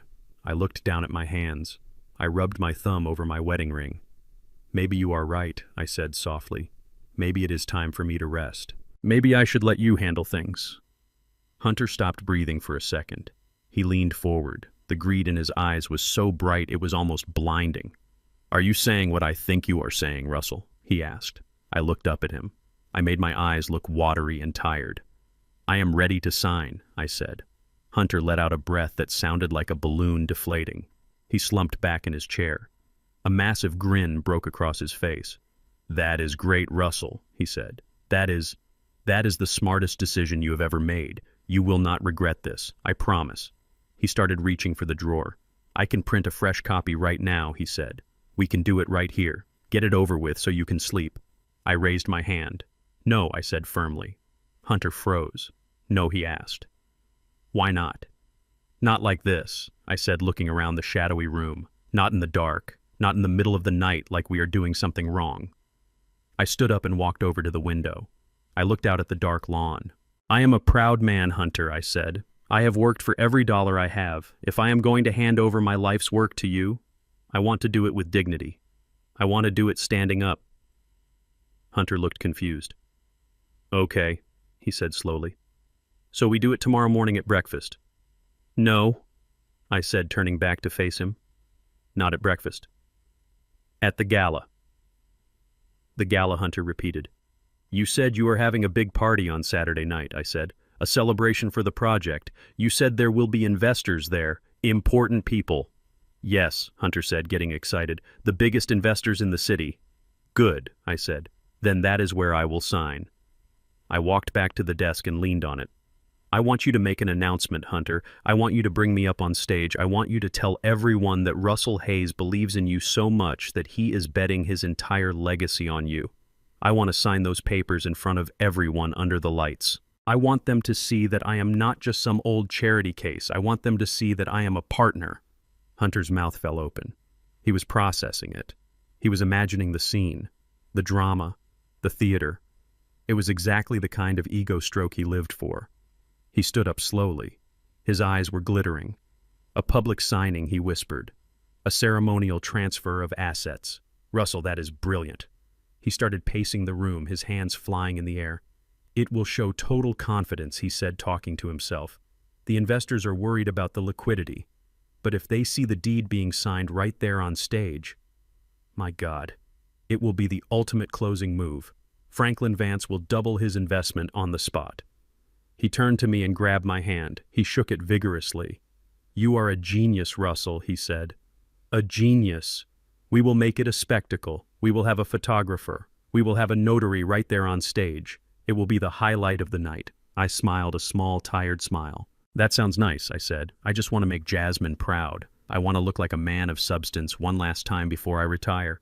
You will be the star of the show, Hunter promised. I will get you a tuxedo, a real one, not that polyester thing. We will get you groomed. You are going to look like $1,000,000.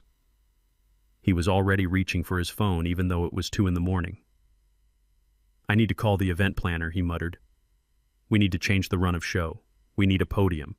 We need better lighting. He looked at me. Russell, go to bed. Get some rest. You need to look fresh for Saturday. I nodded. Good night, Hunter, I said. I walked out of the room. As I closed the door, I heard him dialing. Kevin, wake up, he was shouting into the phone. I need to upgrade the package. Yes, everything. I want the champagne tower, I want the live band, I want the caviar station back. No, do not worry about the budget. The money is locked. I am telling you, it is a done deal. Put it all on the credit card. I will pay it off on Monday. I stood in the hallway listening. He was doubling down. He was borrowing more money. He was digging the hole so deep that he would never be able to climb out. He was going to spend another $20,000 or $30,000 on a party that was celebrating his own funeral. I walked back down the hall to the kitchen. I poured another glass of water. My hand was steady. I thought about the signature he was practicing. He wanted to be Russell Hayes so bad. He wanted the authority. He wanted the respect. Well, on Saturday night, he was going to get the full Russell Hayes experience. I walked back out into the night air. The pool house looked dark and lonely, but it felt different now. It did not feel like a prison. It felt like a bunker. I went inside and lay down on the couch. I pulled the thin blanket up to my chin. I closed my eyes and pictured the gala. I pictured the lights. I pictured the crowd. I pictured Hunter's face when he realized that the pen in my hand was not a pen of surrender. It was a sword. He wanted a show. I was going to give him the greatest show of his life. Saturday night could not come fast enough. I drifted off to sleep listening to the hum of the generator I had fixed. It was running smooth and strong, just like me. Friday morning felt like the calm before a hurricane. The house was buzzing with activity. Delivery trucks were backing up the driveway, beeping loudly. A team of florists was carrying in white lilies by the armful. Hunter was standing in the foyer shouting orders at a poor girl holding a clipboard. He looked manic. His eyes were wide and bloodshot, and he was moving too fast. He was high on adrenaline and the promise of $3 million that he thought was coming tomorrow night. I told him I needed to go to the pharmacy to pick up some blood pressure medication. I told him the stress of the travel had made my levels spike. It was a lie, but it was a lie he wanted to hear. He wanted me to be frail. He wanted me to be a problem that needed managing. Take an Uber, he shouted over the noise of a vacuum cleaner. Just be back by noon, Russell. The tailor is coming to fit your tuxedo. I walked down the driveway past the gate that had locked me out just 2 days ago. I did not call an Uber. I walked 3 blocks to a small park where a black sedan was waiting. The window rolled down. Get in. Uncle Russell said, a voice that sounded like home. It was Veronica Shaw. I had known her since she was in pigtails playing hopscotch on the sidewalk while her uncle and I played chess on the porch. Now she was 34 years old with a law degree from Howard University and a suit that cost more than my truck. She was the sharpest estate attorney in Atlanta and the only person in the world I trusted with my life. We drove to a quiet diner near the highway. It was far enough away from Beverly Hills that nobody would recognize us. We sat in a booth in the back. Veronica opened her laptop and laid out the photos I had sent her. This is bad, Russell, she said, her voice low and serious. I mean, I have seen greedy children before, but this is a masterclass in fraud. The forgery is decent, but the intent is criminal. If he files these papers, he could legally strip you of everything within 48 hours. I took a sip of my coffee. It was weak and watery, not like the coffee Jasmine used to make before she forgot who she was. I know, I said. That is why we are here. I need to know my options, Veronica. Veronica tapped the table. Option 1. We go to the police.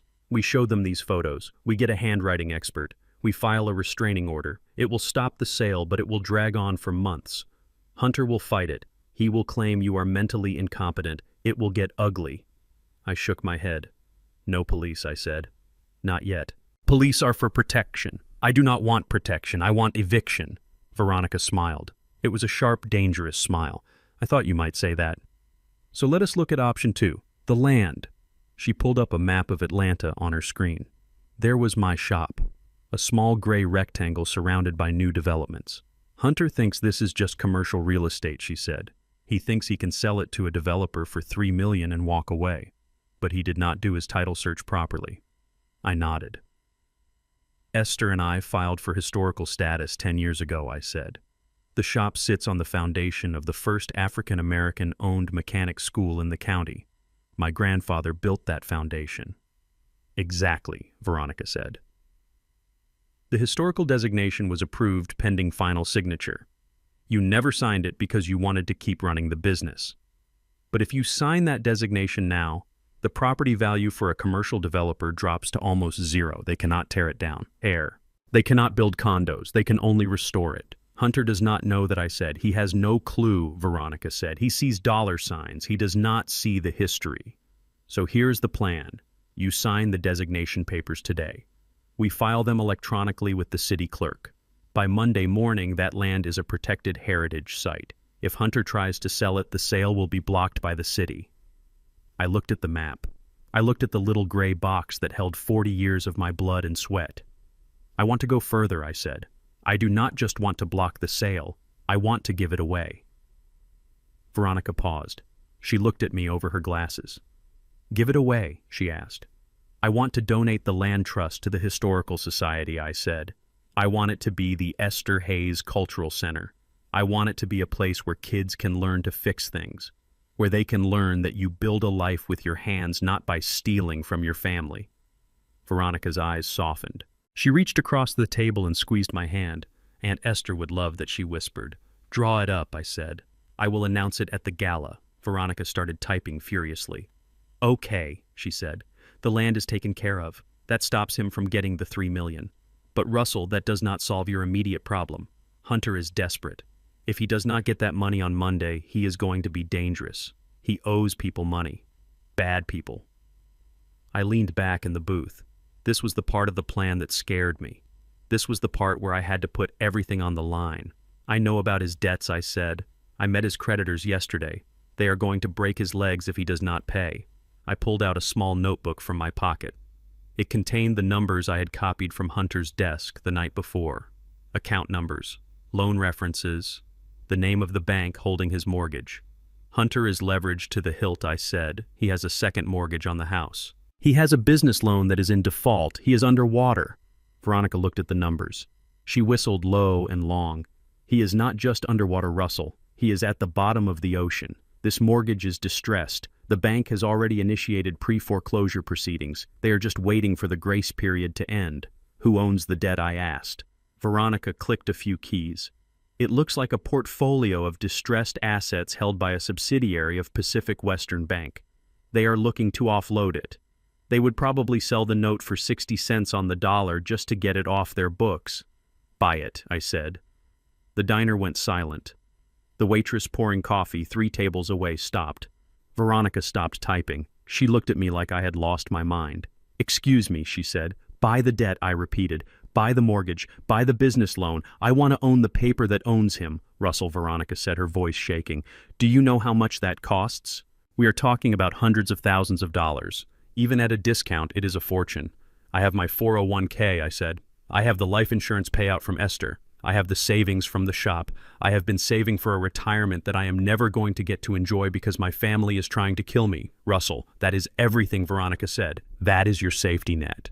If this goes wrong, if the house value crashes, you lose everything. You will be destitute.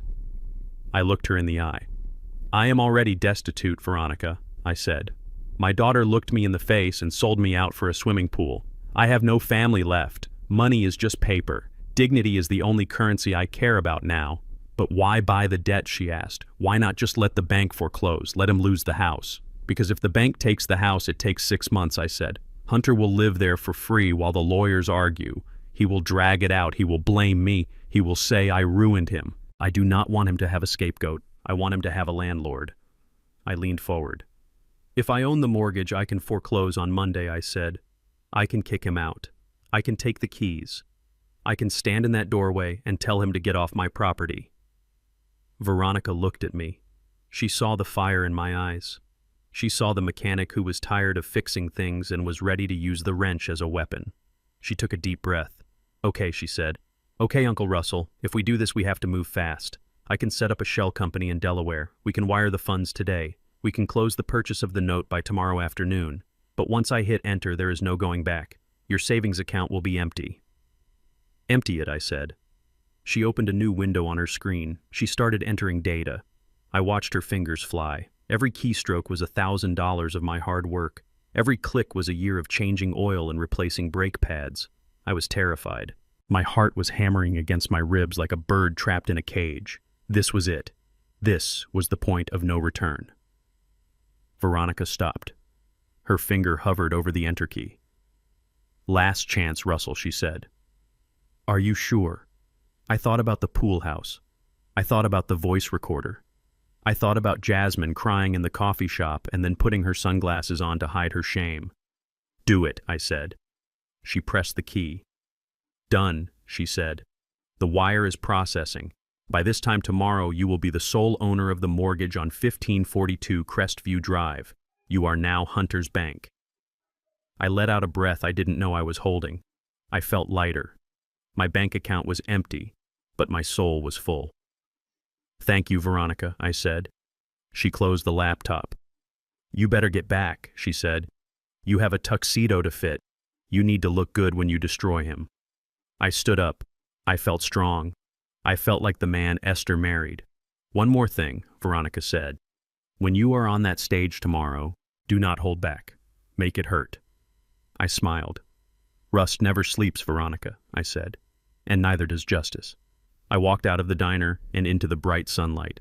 The black sedan was waiting to take me back to the cage, but it wasn't a cage anymore. It was my house. They just didn't know it yet. I rode back to Beverly Hills watching the city pass by. I looked at the homeless tents under the overpass. I looked at the mansions on the hill. I was somewhere in between. I was a man with nothing in his pocket but the deed to his enemy's life. When I got back to the gate, I punched in the code. 4 zeros. The gate swung open. I walked up the driveway. Hunter was there arguing with the florist about the color of the lilies. He saw me. Did you get your pills, he asked. I patted my pocket.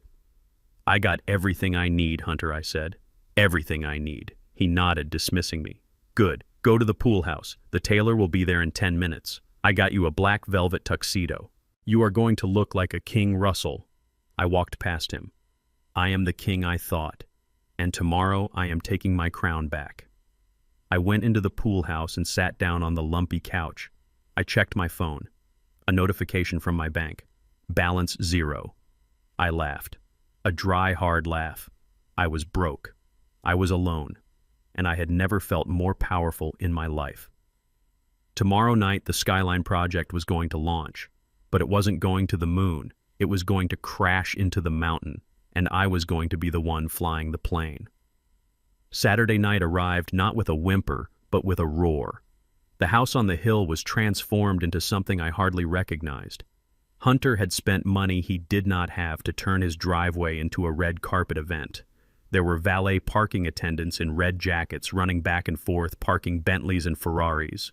There were spotlights crisscrossing the sky like we were at a movie premiere. I stood in front of the full-length mirror in the pool house wearing the tuxedo Hunter had rented for me. It was black velvet. It was heavy. It was hot. It fit me perfectly because the tailor had pinned it within an inch of its life. I looked at myself. I did not look like Russell Hayes the mechanic. I looked like Russell Hayes the tycoon. I looked like the man Hunter wanted me to be. The man with the deep pockets and the silent mouth. I adjusted the bow tie. It was tight around my neck. It felt like a noose, but I knew that tonight I was not the one who was going to hang. I walked out of the pool house. The music was already thumping. It was a live band playing smooth jazz, but it was too loud. It vibrated in my chest. I walked up the stone path that was now lined with battery-operated candles. Hundreds of them, fake flames flickering in the California breeze. Everything here was fake. The candles, the smiles, the money. I reached the top of the stairs and stepped onto the main patio. It was crowded. There were at least 200 people here. I scanned the crowd. I saw men in suits that cost more than my truck. I saw women with faces that looked like they had been pulled too tight. They were holding champagne flutes and laughing with their heads thrown back. But their eyes were cold. They were scanning the room, looking for the next opportunity, looking for the next person they could use. They were vultures. I stood there on the edge of the party watching them feed. They were eating the caviar Hunter had put on the credit card. They were drinking the vintage wine that belonged to a bank. They were celebrating a success that did not exist. Russell. I turned. It was Jasmine. She looked stunning. She was wearing a long gold dress that shimmered like liquid metal. Her hair was piled high on her head. She looked like a queen, but her face was pale. Her eyes were red-rimmed despite the heavy makeup. She had been crying again. She walked over to me. She did not hug me. She stood close enough that I could smell the alcohol on her breath. She had been drinking to get through the night. "Dad," she whispered. "You look handsome." "Thank you, Jasmine," I said. "You look expensive." She flinched at the word. She looked around nervously to see if anyone was watching us. Hunter was across the patio laughing loudly with Franklin Vance. He did not see us. "Dad," she said, her voice shaking. "You do not have to do this." I looked at her. "Do what I asked." "You do not have to go up there," she said. "You can say you are sick. You can say you feel dizzy. We can call it off." I looked deep into her eyes. I saw the fear there. But it was not fear for me. It was fear of the guilt. She wanted the money, but she did not want to watch the execution. She wanted to be able to tell herself later that she tried to stop it. "It is too late for that, Jasmine," I said, my voice flat. "The plane has already left the gate. We are on the runway." "But Dad," she pleaded, grabbing my sleeve. He is manic. He is betting everything on this signature. If you sign those papers, if I sign them, you get to keep your house," I said, cutting her off. "You get to keep your pool. You get to keep your life. Is that not what you wanted?" She looked down at her gold shoes. "I do not know anymore," she whispered. I have a bad feeling." "That feeling is your conscience," I said. "It is a little late to listen to it now. You made your choice in the coffee shop, Jasmine. You chose the lifestyle.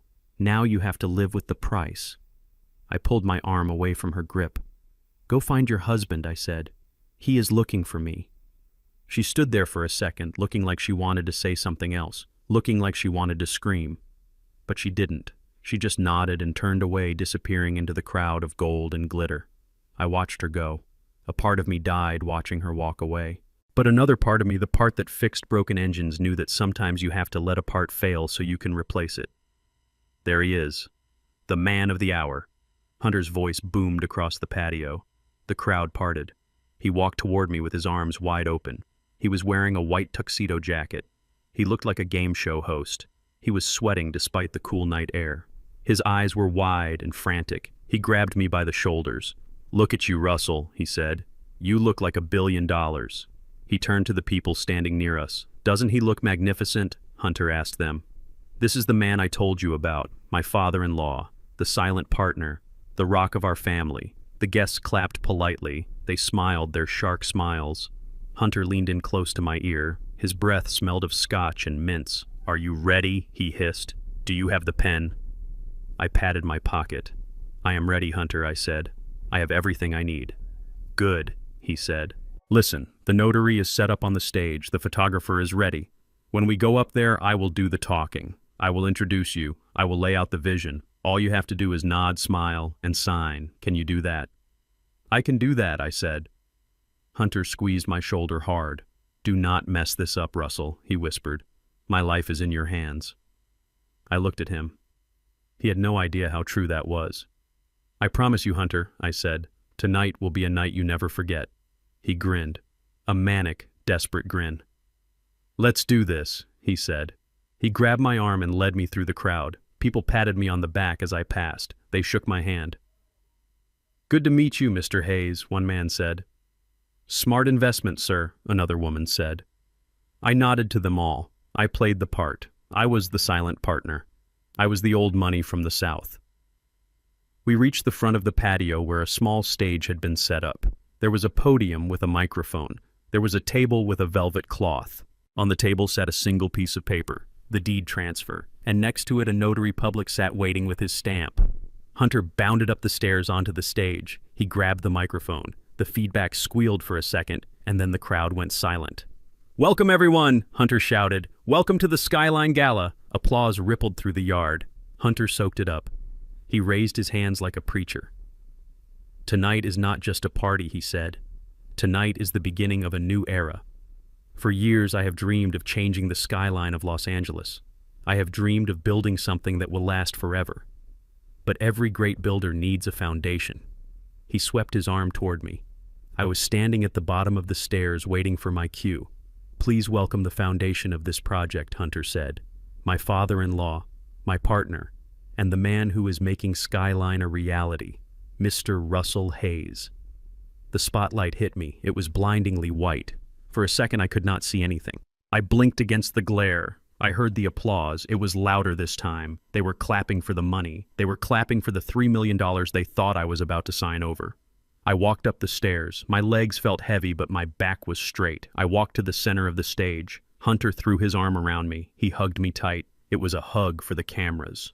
"Smile, Russell," he whispered through his teeth. I looked out at the crowd. My eyes adjusted to the light. I saw them all. 200 faces looking up at me. I saw Jasmine standing in the front row. She was holding a glass of champagne with both hands. She looked like she was about to be sick. I saw the thugs from the warehouse standing in the back near the bar. They were wearing ill-fitting suits, but I recognized them. They gave me a small nod. They were here to collect.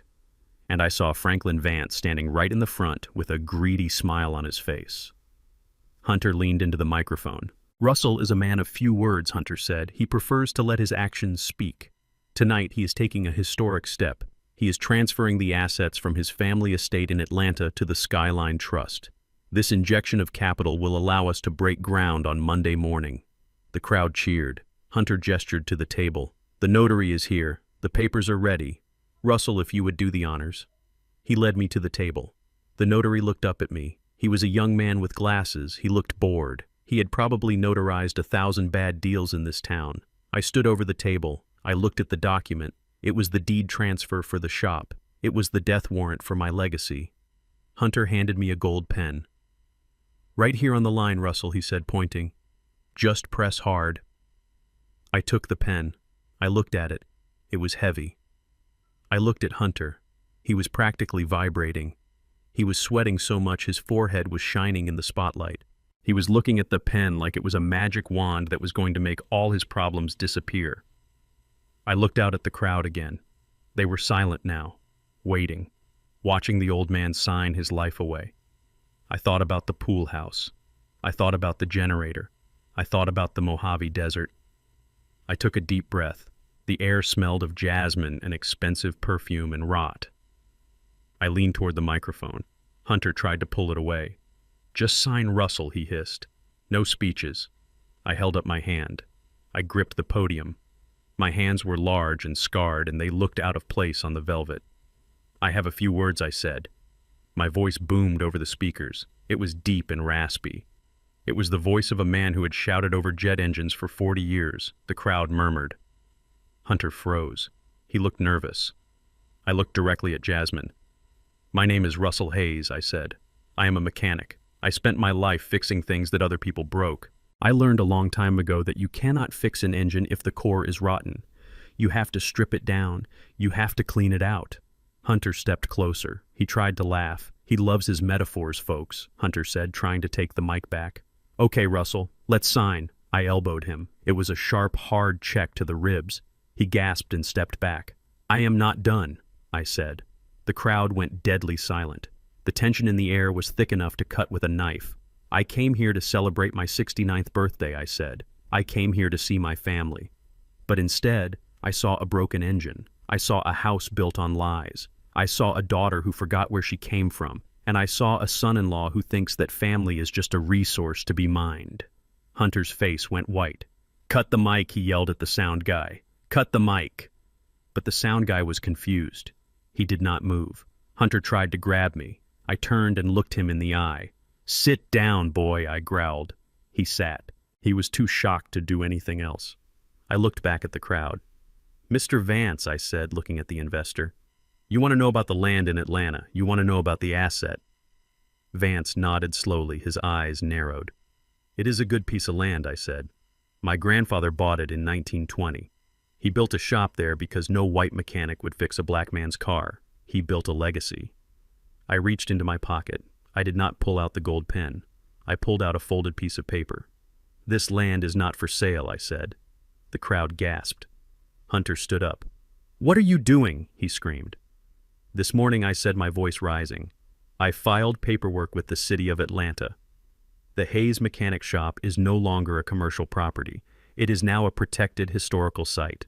And as of noon today, I have donated the land trust to the Historical Society to build a community center." No, Hunter screamed. "No, you cannot do that." "I did it," I said. "It is done. The land is gone, Hunter. There is no asset. There is no $3 million. There is only a piece of history that you can never touch." The crowd erupted into whispers. Franklin Vance turned purple. He looked at Hunter with murder in his eyes. "You lied to me," Vance shouted. "You said the deal was locked." Hunter was shaking. He looked at me. "You crazy old man," he yelled. "You ruined me. You burned the money." "I burned the rot," I said. "But I am not done," I said into the microphone. I looked at the thugs in the back. I saw them step forward. "Hunter owes a lot of people money," I said. "He owes the bank. He owes his investors. He owes these gentlemen in the back." Hunter looked at the thugs. He looked like he was going to vomit. "He planned to pay you with my land," I said. "He planned to put me in a home in the desert and spend my life savings on his debts. But that plan has failed." I reached into my other pocket. I pulled out another document. This one was blue. It was a bank document. "However," I said, "I believe in paying debts. I believe in ownership." I walked over to Hunter. He was trembling. "So I bought your debt, Hunter," I said. He looked up at me confused. What he whispered. "I cashed out my retirement," I said. "I cashed out my insurance. I bought the note on this house. I bought the note on your business. I am the bank now, Hunter." I slammed the blue paper down on the table next to the unsigned deed. "And I am foreclosing." The word echoed across the patio. "Foreclosing. You have 30 days to vacate the premises," I said loud and clear. "You and Jasmine. Get out of my house." Hunter stared at the paper. He stared at me. His knees gave out. He collapsed onto the stage. I looked at the crowd. They were silent. They were shocked. They had come to see a coronation, and they had witnessed a slaughter. I took the gold pen from the table. I put it in my pocket. "Happy birthday to me," I said into the microphone. I dropped the mic. It hit the floor with a heavy thud.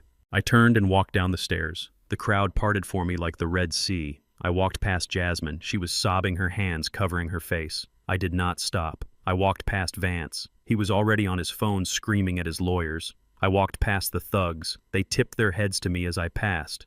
"Respect, old man," one of them said. I walked straight through the party, straight through the house, and out the front door. I stood on the driveway under the fake stars. I felt clean. I felt light. The engine was stripped. The rust was gone. I took off the bow tie and threw it into the bushes. I was Russell Hayes, and I had just fixed the biggest problem of my life. The spotlight burned against my face like the midday sun on an asphalt runway. I stood alone at the podium, my hands gripping the wooden edges until my knuckles turned the color of old ivory. The microphone was a cold metal stick in front of my mouth, waiting to amplify my surrender. To the 200 people sitting in the dark below, I looked like a success story. I was the patriarch in the velvet tuxedo. I was the silent partner with the deep pockets. I was the golden goose about to lay the egg that would save my son-in-law from drowning in his own greed. I looked over at Hunter. He was standing just off to the side in the shadows. He was bouncing on the balls of his feet. His eyes were wide and manic, fixed on the pocket where I had put the gold pen. He gave me a thumbs up. It was a desperate, jerky motion. He was already spending the money in his head. He was already imagining the construction crews breaking ground on my history to build his glass towers. I looked at Jasmine in the front row. She had her head bowed. She could not look at me. She was staring at her hands, the same hands that used to hold mine when we crossed the street. Now those hands were holding a glass of champagne that cost more than my first set of tools. She was praying for it to be over. She wanted the money, but she did not want the shame. She was about to get a double dose of the truth. I leaned forward. The feedback from the speakers whined for a split second, a high-pitched shriek that made the crowd flinch. Then silence. A heavy, expectant silence. "My name is Russell Hayes," I said. My voice was deep and steady. It did not shake. It filled the garden and echoed off the walls of the mansion I had paid for. "I am a mechanic from Atlanta, Georgia. I have spent 40 years listening to engines. I fix turbines. I fix landing gears. I fix the things that carry people safely through the sky. And in my line of work, you learn one thing very quickly. You learn that you cannot build a strong machine with weak parts. If the core is rotten, the whole thing falls down." Hunter stepped forward slightly. He smiled a tight, nervous smile. He nodded at the crowd, trying to signal that this was all part of the show. He wanted me to get to the point. He wanted me to talk about the Skyline project. "My wife Esther passed away 5 years ago." I continued. I looked up at the light, but I did not see the bulb. I saw her face. I saw the way she looked when we bought the shop on Martin Luther King Boulevard in 1982.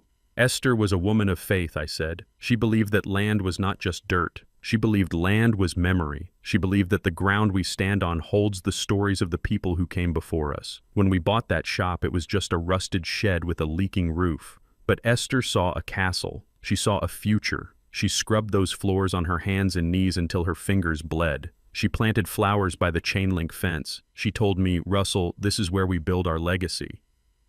The crowd was quiet. They were listening. These were people who bought and sold companies for sport, but there was something in the truth that commanded attention. Even the sharks pause when they smell real blood. Hunter cleared his throat loudly. He tapped his watch. He was getting impatient. He needed the signature. He needed the deed. "My son-in-law talks a lot about foundations," I said, turning to look at him. "He talks about building a skyline. He talks about the future. And he told me that to build a future, you have to be willing to sacrifice the past. He told me that my old shop is just an asset, a line item on a spreadsheet, something to be liquidated to make room for progress." Hunter nodded vigorously. "Yes, that was the script. That was what I was supposed to say." "For the last few days I have been thinking about that," I said. "I have been thinking about value. I have been thinking about what it means to be a rich man." I reached into the inside pocket of my tuxedo jacket. Hunter's eyes locked onto my hand. He stopped breathing. He thought I was reaching for the deed transfer. He thought I was reaching for the pen.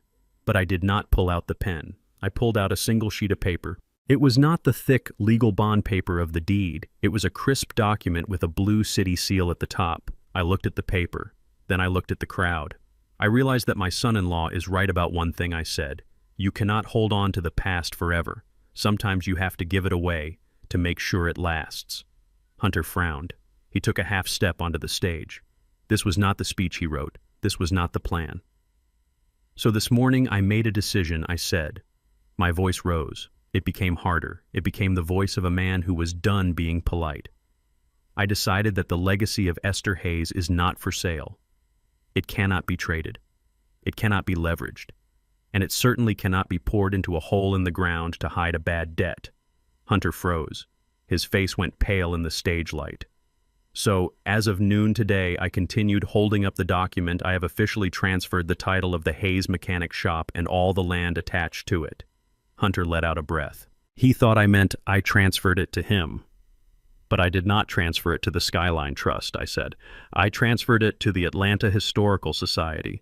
The silence that followed was absolute. It was the silence of a heart stopping. Hunter's mouth fell open. He looked like he had been slapped. "Excuse me," I said, leaning into the mic. "I am not finished. I filed a petition to have the land designated as a protected African American heritage site," I said. "My grandfather built the foundation of that shop with his own hands when this country would not let him enter through the front door of a business. That history is now protected by federal law. It cannot be sold. It cannot be developed. It cannot be commercialized." I looked directly at Franklin Vance in the front row. The investor dropped his champagne glass. It shattered on the stone, but nobody moved. "That land is now the future site of the Esther Hayes Cultural Center," I said. "A non-profit organization dedicated to teaching trade skills to underprivileged youth. I have donated the land in perpetuity. It belongs to the people now. It belongs to history." Hunter let out a sound that was half scream and half sob. He rushed the podium. He grabbed my arm. His grip was wet and shaking. "What are you saying?" he hissed. The microphone picked up his whisper. "What are you saying, Russell?" I pulled my arm away. I looked at him with pity and disgust. "I am saying it is gone, Hunter," I said into the mic. "The asset is gone. The $3 million you promised these people does not exist. The collateral you offered the bank is not yours to give." "No," Hunter screamed. He turned to the crowd. He waved his hands frantically. "He is confused," he shouted. "He is senile. He does not know what he is doing. The papers are right here. The deed is right here." He grabbed the unsigned deed from the table and held it up. "Look," he yelled. "He just has to sign. The deal is still good." I stepped back to the mic. "The deal is dead, Hunter," I said. "And so is your lie." I looked out at the crowd. I saw the change happen. It rippled through the room like a wave. The smiles vanished. The eyes went cold. The phones came out. People were texting. They were calling their lawyers. They were canceling checks. Franklin Vance turned around and signaled to his entourage. They started walking toward the exit. They did not look back. Hunter saw them leaving. Panic took over him completely. He looked like a rat trapped in a corner. "Wait!" he screamed, running to the edge of the stage. "Franklin, wait! It is a mistake. I can fix it. I have other assets." I laughed. It was a dry, hard sound.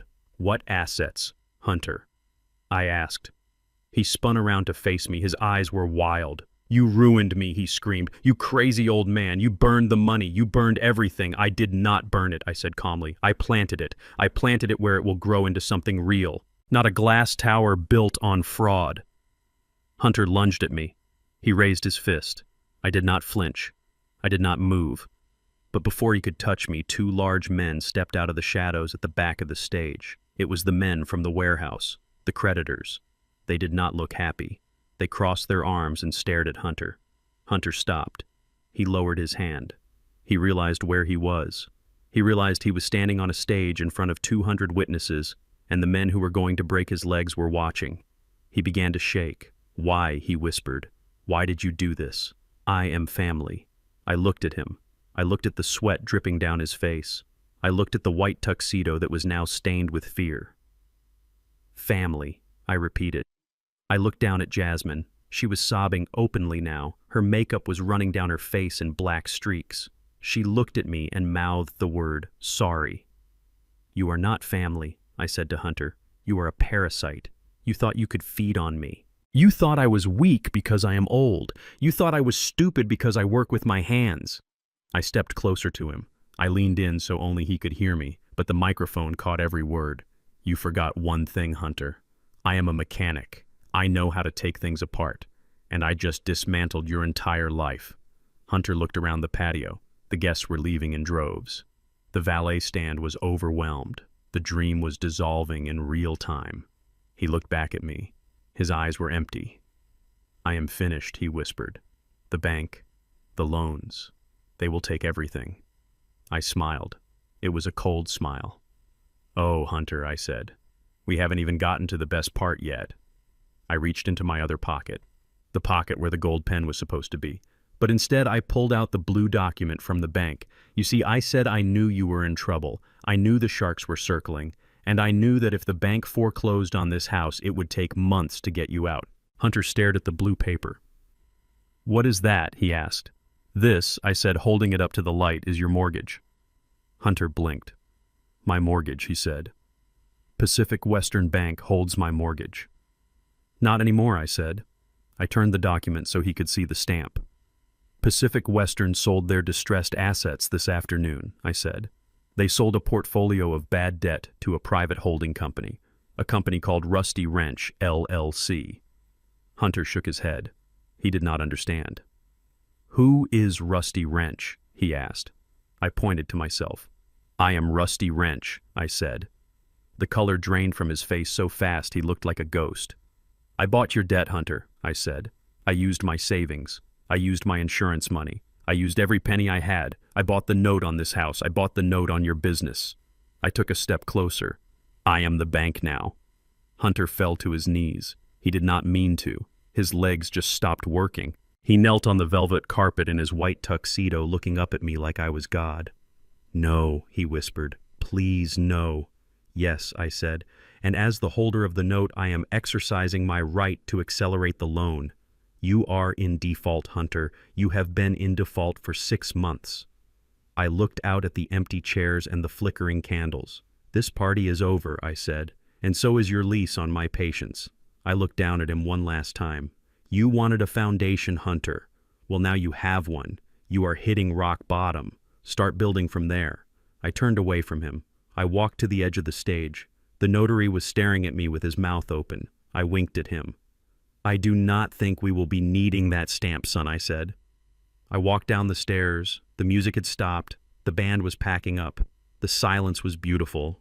It was the sound of a clean engine. It was the sound of truth. I had blown up the stage. I had blown up the lie. And now as I walked through the wreckage, I felt lighter than air. The explosion was over. Now came the cleanup. And I was just the man for the job. The silence that followed my announcement did not last long. It broke like a fever. The sound of 200 people realizing they had been played was a low rumble that quickly turned into a roar of indignation. I stood at the bottom of the stairs watching the fallout. It was like watching a building collapse in slow motion. First the dust rises, then the structure buckles, and finally everything comes crashing down. Franklin Vance was the first to move. The silver-haired investor looked at Hunter with a mixture of disgust and pity. He signaled to his team with a sharp wave of his hand. They did not say a word. They simply turned their backs on the stage and began marching toward the exit. Hunter saw them leaving, and the panic finally overtook him. He scrambled down the stairs, tripping over his own feet in his haste. He ran after Vance, grabbing the sleeve of his expensive Italian suit. "Franklin, wait," Hunter pleaded, his voice cracking. "You have to listen to me. He is lying." The old man is confused. "I can fix this. I have other properties." Vance stopped. He ripped his arm away from Hunter's grip with such force that Hunter stumbled back. Vance brushed his sleeve as if he had been touched by something contagious. "Do not touch me," Vance said, his voice cold enough to freeze the champagne in the glasses nearby. "You brought me here under false pretenses, Hunter. You tried to defraud my firm with an asset you did not own. My lawyers will be in touch on Monday morning. And believe me, they will not be looking to invest. They will be looking to prosecute." Vance turned and walked away. That was the signal. The rest of the crowd followed him like a tide going out. The beautiful people in their silk dresses and rented tuxedos practically ran for the valet stand. They did not want to be associated with a failure. In this town, failure was a disease, and Hunter was patient zero. Hunter stood alone in the middle of the patio. He looked around wildly. The waiters were already clearing the tables. The band was packing up their instruments. The dream was dead. He spun around and saw me. I was still standing by the stage watching him. I had not moved an inch. His face twisted into a mask of pure hate. It was not the face of a son-in-law. It was the face of a cornered animal, a rat that knows the trap has snapped shut. "You!" he screamed. He charged at me. He moved fast, fueled by adrenaline and rage. He wanted to hurt me. He wanted to smash the face that had humiliated him. "You ruined everything," he shrieked, lunging for my throat. "You dirty old man! You ungrateful piece of trash!" I did not flinch. I did not step back. I planted my feet just like I did when I was bracing for a heavy load in the shop. But before he could reach me, a heavy hand clamped down on his shoulder. It stopped him cold. It was one of the men from the warehouse, the creditor with the neck tattoo. He had stepped out of the shadows and intercepted Hunter like a linebacker stopping a running back. "I would not do that if I were you," the man growled. He spun Hunter around and shoved him backward.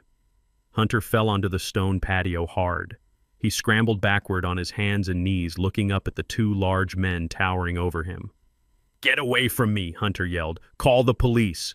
Someone call the police." I walked forward slowly until I was standing over him. The two creditors stepped aside to let me pass. They knew who held the power now. "Call the police," I said, my voice calm. "Go ahead, Hunter. Tell them about the fraud. Tell them about the investors you lied to. Tell them about the money you owe these gentlemen." Hunter looked at his phone, which had fallen on the ground. He did not pick it up. He knew the police could not save him. "Why," he whispered, looking up at me with tears streaming down his face. "Why did you do this? I gave you a room. I gave you food. We are family." I looked down at him. I felt nothing. The pity I used to have for him was gone, replaced by the cold, hard certainty of justice. "You gave me a shed," I said. "You gave me scraps. And you planned to give me a death sentence in the desert. Do not talk to me about family, Hunter." You do not know the meaning of the word. I reached into my pocket and pulled out my phone. You said I ruined you, I said. You said I burned the money. But you are wrong. I did not burn anything. I just moved it. I tapped the screen and held it out so he could see. It was a banking confirmation. I told you I bought your debt, I said. But I do not think you understand what that means. Hunter squinted at the screen. His eyes were blurry with tears. What does it mean? He choked out. It means I own you, I said. I knelt down so I was eye level with him. I wanted him to see the truth in my eyes. It means that every time you missed a mortgage payment, you were missing a payment to me. It means that every dollar you borrowed against this house to fund your fake lifestyle is now a debt you owe to Russell Hayes. Hunter shook his head. You cannot afford that, he stammered. You are a mechanic. You are nobody. I smiled. It was the smile of a man who had saved every penny for 40 years while people like Hunter spent money they did not have. I am a nobody with a fully funded 401k and a life insurance policy that my wife paid into for 30 years, I said. I am a nobody who knows how to save. And thanks to your bad credit rating, I bought your debt for 60 cents on the dollar. It was a bargain, Hunter. I stood up and brushed the dust off my tuxedo pants. Pacific Western Bank was happy to get you off their books, I continued. They saw a sinking ship. I saw an opportunity. Hunter looked at the house, the big white mansion that he loved more than his wife, the symbol of his status. You cannot take the house, he whispered. It is my home. It is not your home, I said. It is collateral. And you are in default. I turned to the two creditors who were watching with grim satisfaction. Gentlemen, I said, I believe this man owes you $40,000. The man with the tattoo nodded. That is right, Mr. Hayes, he said. Well, I said, I am afraid he does not have the cash. However, as the new owner of this property, I am going to need some renovation work done. I need this patio ripped out. I need that ridiculous fountain removed. And I need the pool filled in. The creditors looked at each other and smiled. We can do that, the man said. Send the invoice to Rusty Wrench LLC, I said. I will pay you for your labor. As for him, I pointed at Hunter, who was still on the ground. He is trespassing. Hunter scrambled to his feet. He looked at Jasmine, who was standing by the stage. She had not moved. She was frozen in shock, holding her empty glass. Jasmine, he screamed. Do something. He is crazy. He is stealing our house. Jasmine looked at him. Then she looked at me. She saw the man she married a coward crying on the ground, and she saw the father she betrayed standing tall like a mountain. She dropped the glass. It shattered on the stones.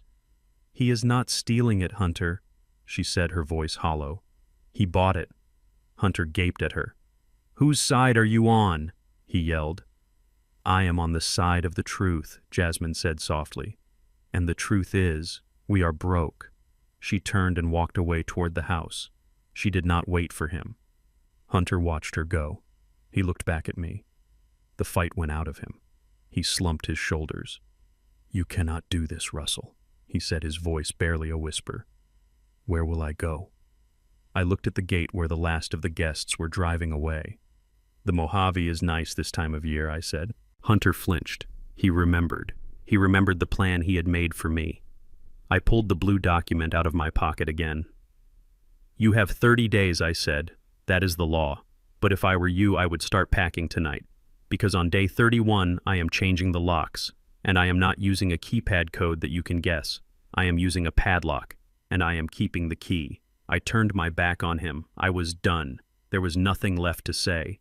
The engine was stripped. The parts were sorted. The junk was going to the scrapyard. I walked over to the bar where a half-empty bottle of expensive scotch was sitting. I poured a glass. My hand was steady. I took a sip. It tasted like victory.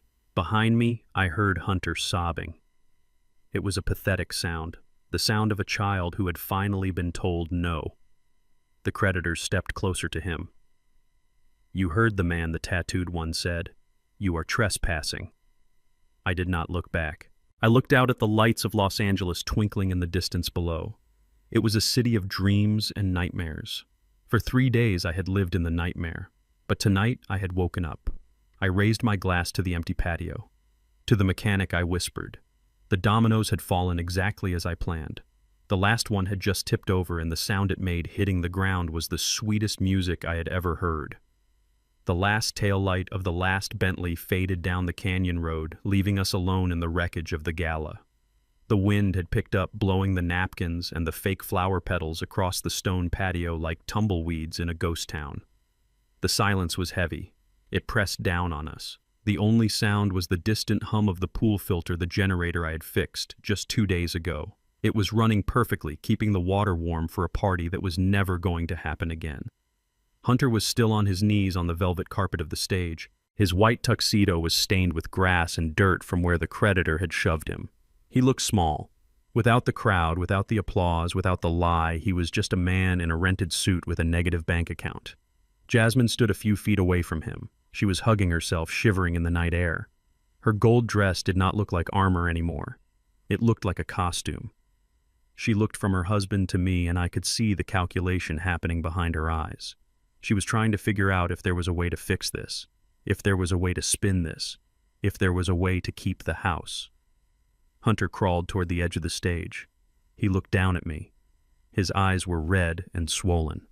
"Russell," he croaked. His voice was gone. "Russell, please, we can work this out." I shook my head slowly. "Work what out, Hunter?" I asked. "There is no work to be done. The job is finished." He scrambled down the stairs. He tried to stand up, but his legs were shaking so bad he had to lean against the podium. "You cannot kick us out," he said. "You are family. You are Jasmine's father. You cannot make your own daughter homeless." I looked at Jasmine. She took a step toward me. She saw an opening. She saw the father who used to carry her on his shoulders. She thought she could manipulate that man one last time. "Dad," she said. Her voice was small. It was the voice she used when she was 6 years old and broke my favorite coffee mug. "Dad, please." Hunter made mistakes, big mistakes. But we learned our lesson. You scared us. You really scared us. She tried to smile. It was a watery, pathetic thing. "Okay, you made your point," she said. "You taught us a lesson. Now put the paper away, tear up the mortgage note. Let us go inside and have some tea and we can talk about a payment plan. We can pay you back, Dad, I promise." I looked at her. I looked at the desperation in her eyes. She still did not get it. She thought this was a negotiation. She thought this was a spanking, and then everything would go back to normal. She did not understand that I had not come here to punish her. I had come here to save her, and saving her meant destroying the life she thought she wanted. I walked over to the table where the unsigned deed was still lying. I picked it up and ripped it in half. The sound was loud in the quiet night. I ripped it again and again until it was confetti. I let the pieces fall to the ground. "There is no payment plan, Jasmine," I said. Hunter pushed himself off the podium. He stumbled toward me. "You have to listen," he begged. "I can get a job. I can consult. I know people. If you just give me 6 months, I can refinance. I can buy the note back from you." I laughed. It was a short, sharp bark of a laugh. "Refinance with what, Hunter?" I asked. "Your credit score is lower than the temperature in this garden. Your name is mud in this town. Franklin Vance is going to sue you for fraud on Monday morning. You are not going to be consulting. You are going to be defending yourself in court." I took a step closer to him. He smelled of sweat and fear. "And you are asking me to finance your defense," I said. "You are asking me to use my retirement money to keep a roof over the head of the man who tried to steal my legacy." I pointed a finger at his chest. It was a hard, calloused finger. "You wanted to put me in a home." "Hunter," I said, "you wanted to put me in a cheap state facility in the desert. You said it was perfect for me. You said I would fade away." Hunter flinched. He tried to back away, but he bumped into the table. "I was stressed," he stammered. "I did not mean it. You meant every word I said. And now you are going to know what it feels like. You are going to know what it feels like to have no control, to have someone else decide where you sleep and what you eat." I turned to Jasmine. She was crying silently now, tears cutting tracks through her makeup. "And you," I said softer this time, "you stood there, you let him say those things, you knew the plan, you were going to let him ship me off like a broken part." "Dad, I was scared," she whispered. "I know," I said. "You were scared of being poor. You were scared of losing this house. You were scared of having to work for a living. Well, Jasmine, you do not have to be scared anymore, because the worst has happened. The nightmare is here. You are poor, you are homeless, and you are going to have to work." She fell to her knees. She grabbed my hand. Her grip was tight, desperate. No, Dad, please, she sobbed. Where will we go? We have nowhere. I looked down at her. I remembered the day she was born. I remembered holding her in the hospital room, promising that I would always protect her. I promised I would never let anything hurt her. But sometimes protecting your child means letting them fall. Sometimes the only way to fix a bone that has healed wrong is to break it again. I pulled my hand away from her grip. It was the hardest thing I had ever done. Every instinct in my body screamed at me to pick her up, to tell her it would be okay to write a check and make the bad things go away. But I was a mechanic, and I knew that quick fixes do not last. I looked at her huddled on the ground in her gold dress that was worth more than my first car. I taught you how to ride a bike, Jasmine, I said. My voice cracked slightly, but I steadied it. I ran behind you, holding the seat until you found your balance. I taught you how to tie your shoes so you would not trip. I taught you how to calculate the load on a suspension bridge so you would know what was strong and what was weak. She looked up at me, her face a mask of misery. But I made a mistake. I said, I forgot to teach you one thing. I forgot to teach you how to choose the people you let into your heart. I forgot to teach you that you cannot build a life with a man who has no foundation. I looked at Hunter, who was cowering by the stage. You chose a man who is hollow, Jasmine, I said. You chose a man who defines himself by what he owns, not who he is. And because you chose him, you became hollow too. You let him fill you with his fear and his greed until there was no room left for the daughter I raised. I reached into my pocket and pulled out the blue bank document again. I cannot teach you that lesson anymore, I said. You are 32 years old. You have to learn it yourself. And the only way you are going to learn it is by hitting the ground. I held the paper out. This is the eviction notice, I said. Technically, I have to serve it to you by mail, but I wanted to give you a head start. Hunter stared at the paper. Where are we supposed to go? He whispered. I do not know, I said, and for the first time in my life, I do not care. That is a problem for you to solve. You are a genius, right, Hunter? You are a visionary. Use that vision to find an apartment you can actually afford. I turned to the two creditors standing by the bar. They had been watching the whole scene silently. They were big men who worked with their hands, men who understood respect. Gentlemen, I said. The tattooed man nodded. Mr. Hayes, he said. I am leaving now, I said. I am going to a hotel, a nice one. I am going to order room service and sleep in a bed that does not smell of pool chemicals. I gestured to the house. This property is now under the ownership of Rusty Wrench, LLC, I said. I would appreciate it if you would keep an eye on it for me until the locks are changed. Make sure nothing valuable leaves the premises. The furniture, the art, the electronics, it is all collateral. It stays with the house. The creditor cracked his knuckles. He looked at Hunter with a predatory smile. We will make sure nobody takes a toothpick, Mr. Hayes, he said. We will stay right here until the locksmith comes on Monday. Hunter went pale. He realized he was trapped. He was trapped in his own house with the men he owed money to, and he could not take anything with him. Thank you, I said. I looked at Jasmine one last time. She was still on her knees, but she had stopped crying. She was staring at the ground. She looked empty. Goodbye, Jasmine, I said. She did not answer. I turned and walked away. I walked down the stone path past the flickering fake candles. I walked past the infinity pool that looked like black glass. I walked past the pool house where I had slept on a lumpy couch and planned my revolution. I reached the front gate. The code was still 0000. I punched it in. The gate swung open. I stepped out onto the street. The air was different out here. It smelled of exhaust and jasmine flowers and freedom. I did not look back. If I looked back, I might turn into a pillar of salt. Or worse, I might turn back into a father who enables his children to destroy themselves. I walked down the hill toward the city lights. My tuxedo shoes clicked on the pavement. I was an old man walking alone in the middle of the night in a strange city. I had no car. I had drained my bank account. I had lost my family. But as I walked, I felt a strange sensation in my chest. It was not pain. It was not heavy. It was the feeling of an engine that had been rebuilt. The timing was perfect. The compression was high. The power was back. I took out my phone and dialed Veronica. It is done, I said. I heard her let out a breath on the other end of the line. Are you okay? Uncle Russell, she asked. I looked up at the moon. It was the same moon that shone over Atlanta, the same moon that Esther used to look at. I am better than okay, Veronica, I said. I am free. I hung up the phone. I kept walking. I had a long way to go, but for the first time in years, I knew exactly where I was heading. I was heading home, and I was leaving the trash behind. The iron gate clicked shut behind me. It was a mechanical sound, a final sound. I stood on the sidewalk of Crestview Drive with my old suitcase in my hand and the cool night air on my face. My tuxedo shoes felt tight against my feet, but my chest felt wide open. I took a deep breath. It smelled of jasmine flowers and exhaust fumes. It smelled like Los Angeles, but for the first time in 3 days, it did not smell like a cage.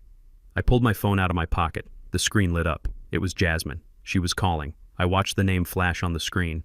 Daughter. It was a word that used to mean everything to me. It used to mean Saturday morning cartoons and teaching her how to change a tire and walking her down the aisle. Now it meant betrayal.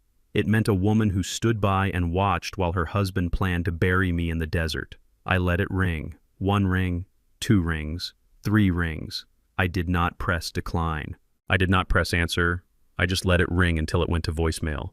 Then I opened my contacts. I scrolled down to her name. My thumb hovered over the delete button. A mechanic knows that you cannot save a part that is rusted all the way through. If you try to weld it, the heat just melts the metal and makes the hole bigger. You have to cut it out. You have to replace it. I pressed delete. The name disappeared. I put the phone back in my pocket. I did not feel happy. I did not feel sad. I felt light. It was the lightness of a man who had finally put down a heavy load that he had been carrying for too long. A car pulled up to the curb. It was my Uber. It was a beat-up Toyota Camry, not a limousine. The driver was an older man with gray hair and tired eyes. LAX. I said, tossing my suitcase in the back. You leaving town early?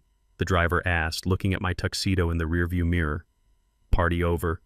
The party is over, I said, and I took the cake with me. We drove down the winding roads of Beverly Hills. I looked out the window at the mansions. I saw the lights in the windows. I saw the blue glow of televisions. I wondered how many other fathers were sitting in those houses being treated like ATMs by their children. I wondered how many of them had the courage to do what I did. We hit the highway. The traffic was light. The city of angels was spread out before us, a grid of gold and white lights. It looked beautiful from a distance, but I knew the truth now. Up close, it was just concrete and desperate people trying to be someone they were not. I closed my eyes and thought about Atlanta. I thought about my porch. I thought about the smell of rain on hot asphalt. I thought about the shop. It was not my shop anymore. It belonged to the people now. It belonged to history. I smiled. I had given away my legacy to save my dignity. It was the best trade I ever made. When we got to the airport, I tipped the driver $50. Buy yourself a good dinner, I said. He looked at the bill like it was a winning lottery ticket. Thank you, sir, he said. God bless you. I walked into the terminal. The fluorescent lights hummed. The announcements over the intercom were garbled. It was chaos. But to me it felt like order. This was a machine I understood. Arrivals and departures, schedules and routes, mechanics and physics. I walked up to the ticket counter. The agent looked tired. She looked at my tuxedo and then at my worn-out suitcase. She looked confused. Heading home, she asked. Yes, ma'am, I said. 1 way to Atlanta. I handed her my credit card. It was the same card that Hunter had laughed at. The same card he said was not good enough for his lifestyle. I want an upgrade, I said. First class. She raised an eyebrow. First class is expensive, sir, she said. I looked her in the eye. I can afford it, I said. I just bought a house in Beverly Hills for cash today. I think I can afford a legroom upgrade. She typed on her keyboard. She printed the boarding pass. Seat 1A, she said, handing it to me. Enjoy your flight, Mr. Hayes. I walked through security. I walked to the gate. I did not look at the newsstands. I did not look at the souvenir shops. I did not need a souvenir from this trip. I had the scars. That was enough. I boarded the plane. I turned left instead of right. I sat down in the wide leather seat.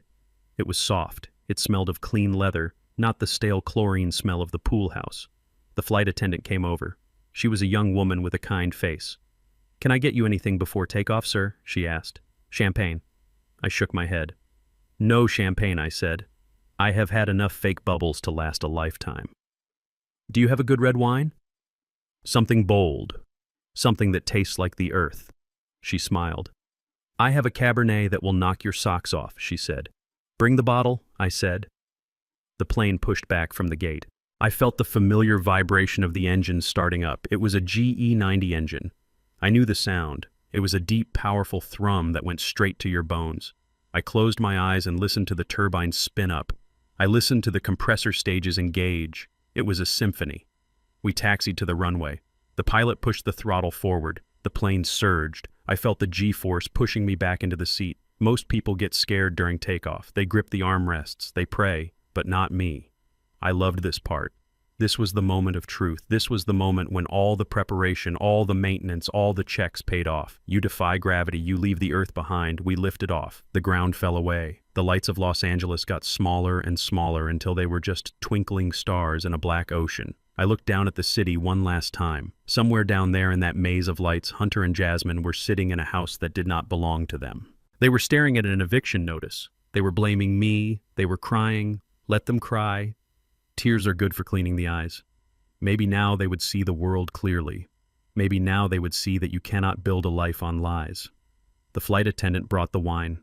She poured it into a real glass, not plastic. The liquid was dark and rich. I picked up the glass. I swirled it. I looked at the empty seat next to me. I imagined Esther sitting there. I imagined her wearing her Sunday hat, holding my hand. We did it, Esther, I whispered. We cleaned the house. I felt a tear run down my cheek. It was hot and salty. It was grief. I was grieving the little girl I used to carry on my shoulders. I was grieving the family I thought I had. But grief is like rust. You have to scrape it off before you can repaint. I wiped the tear away.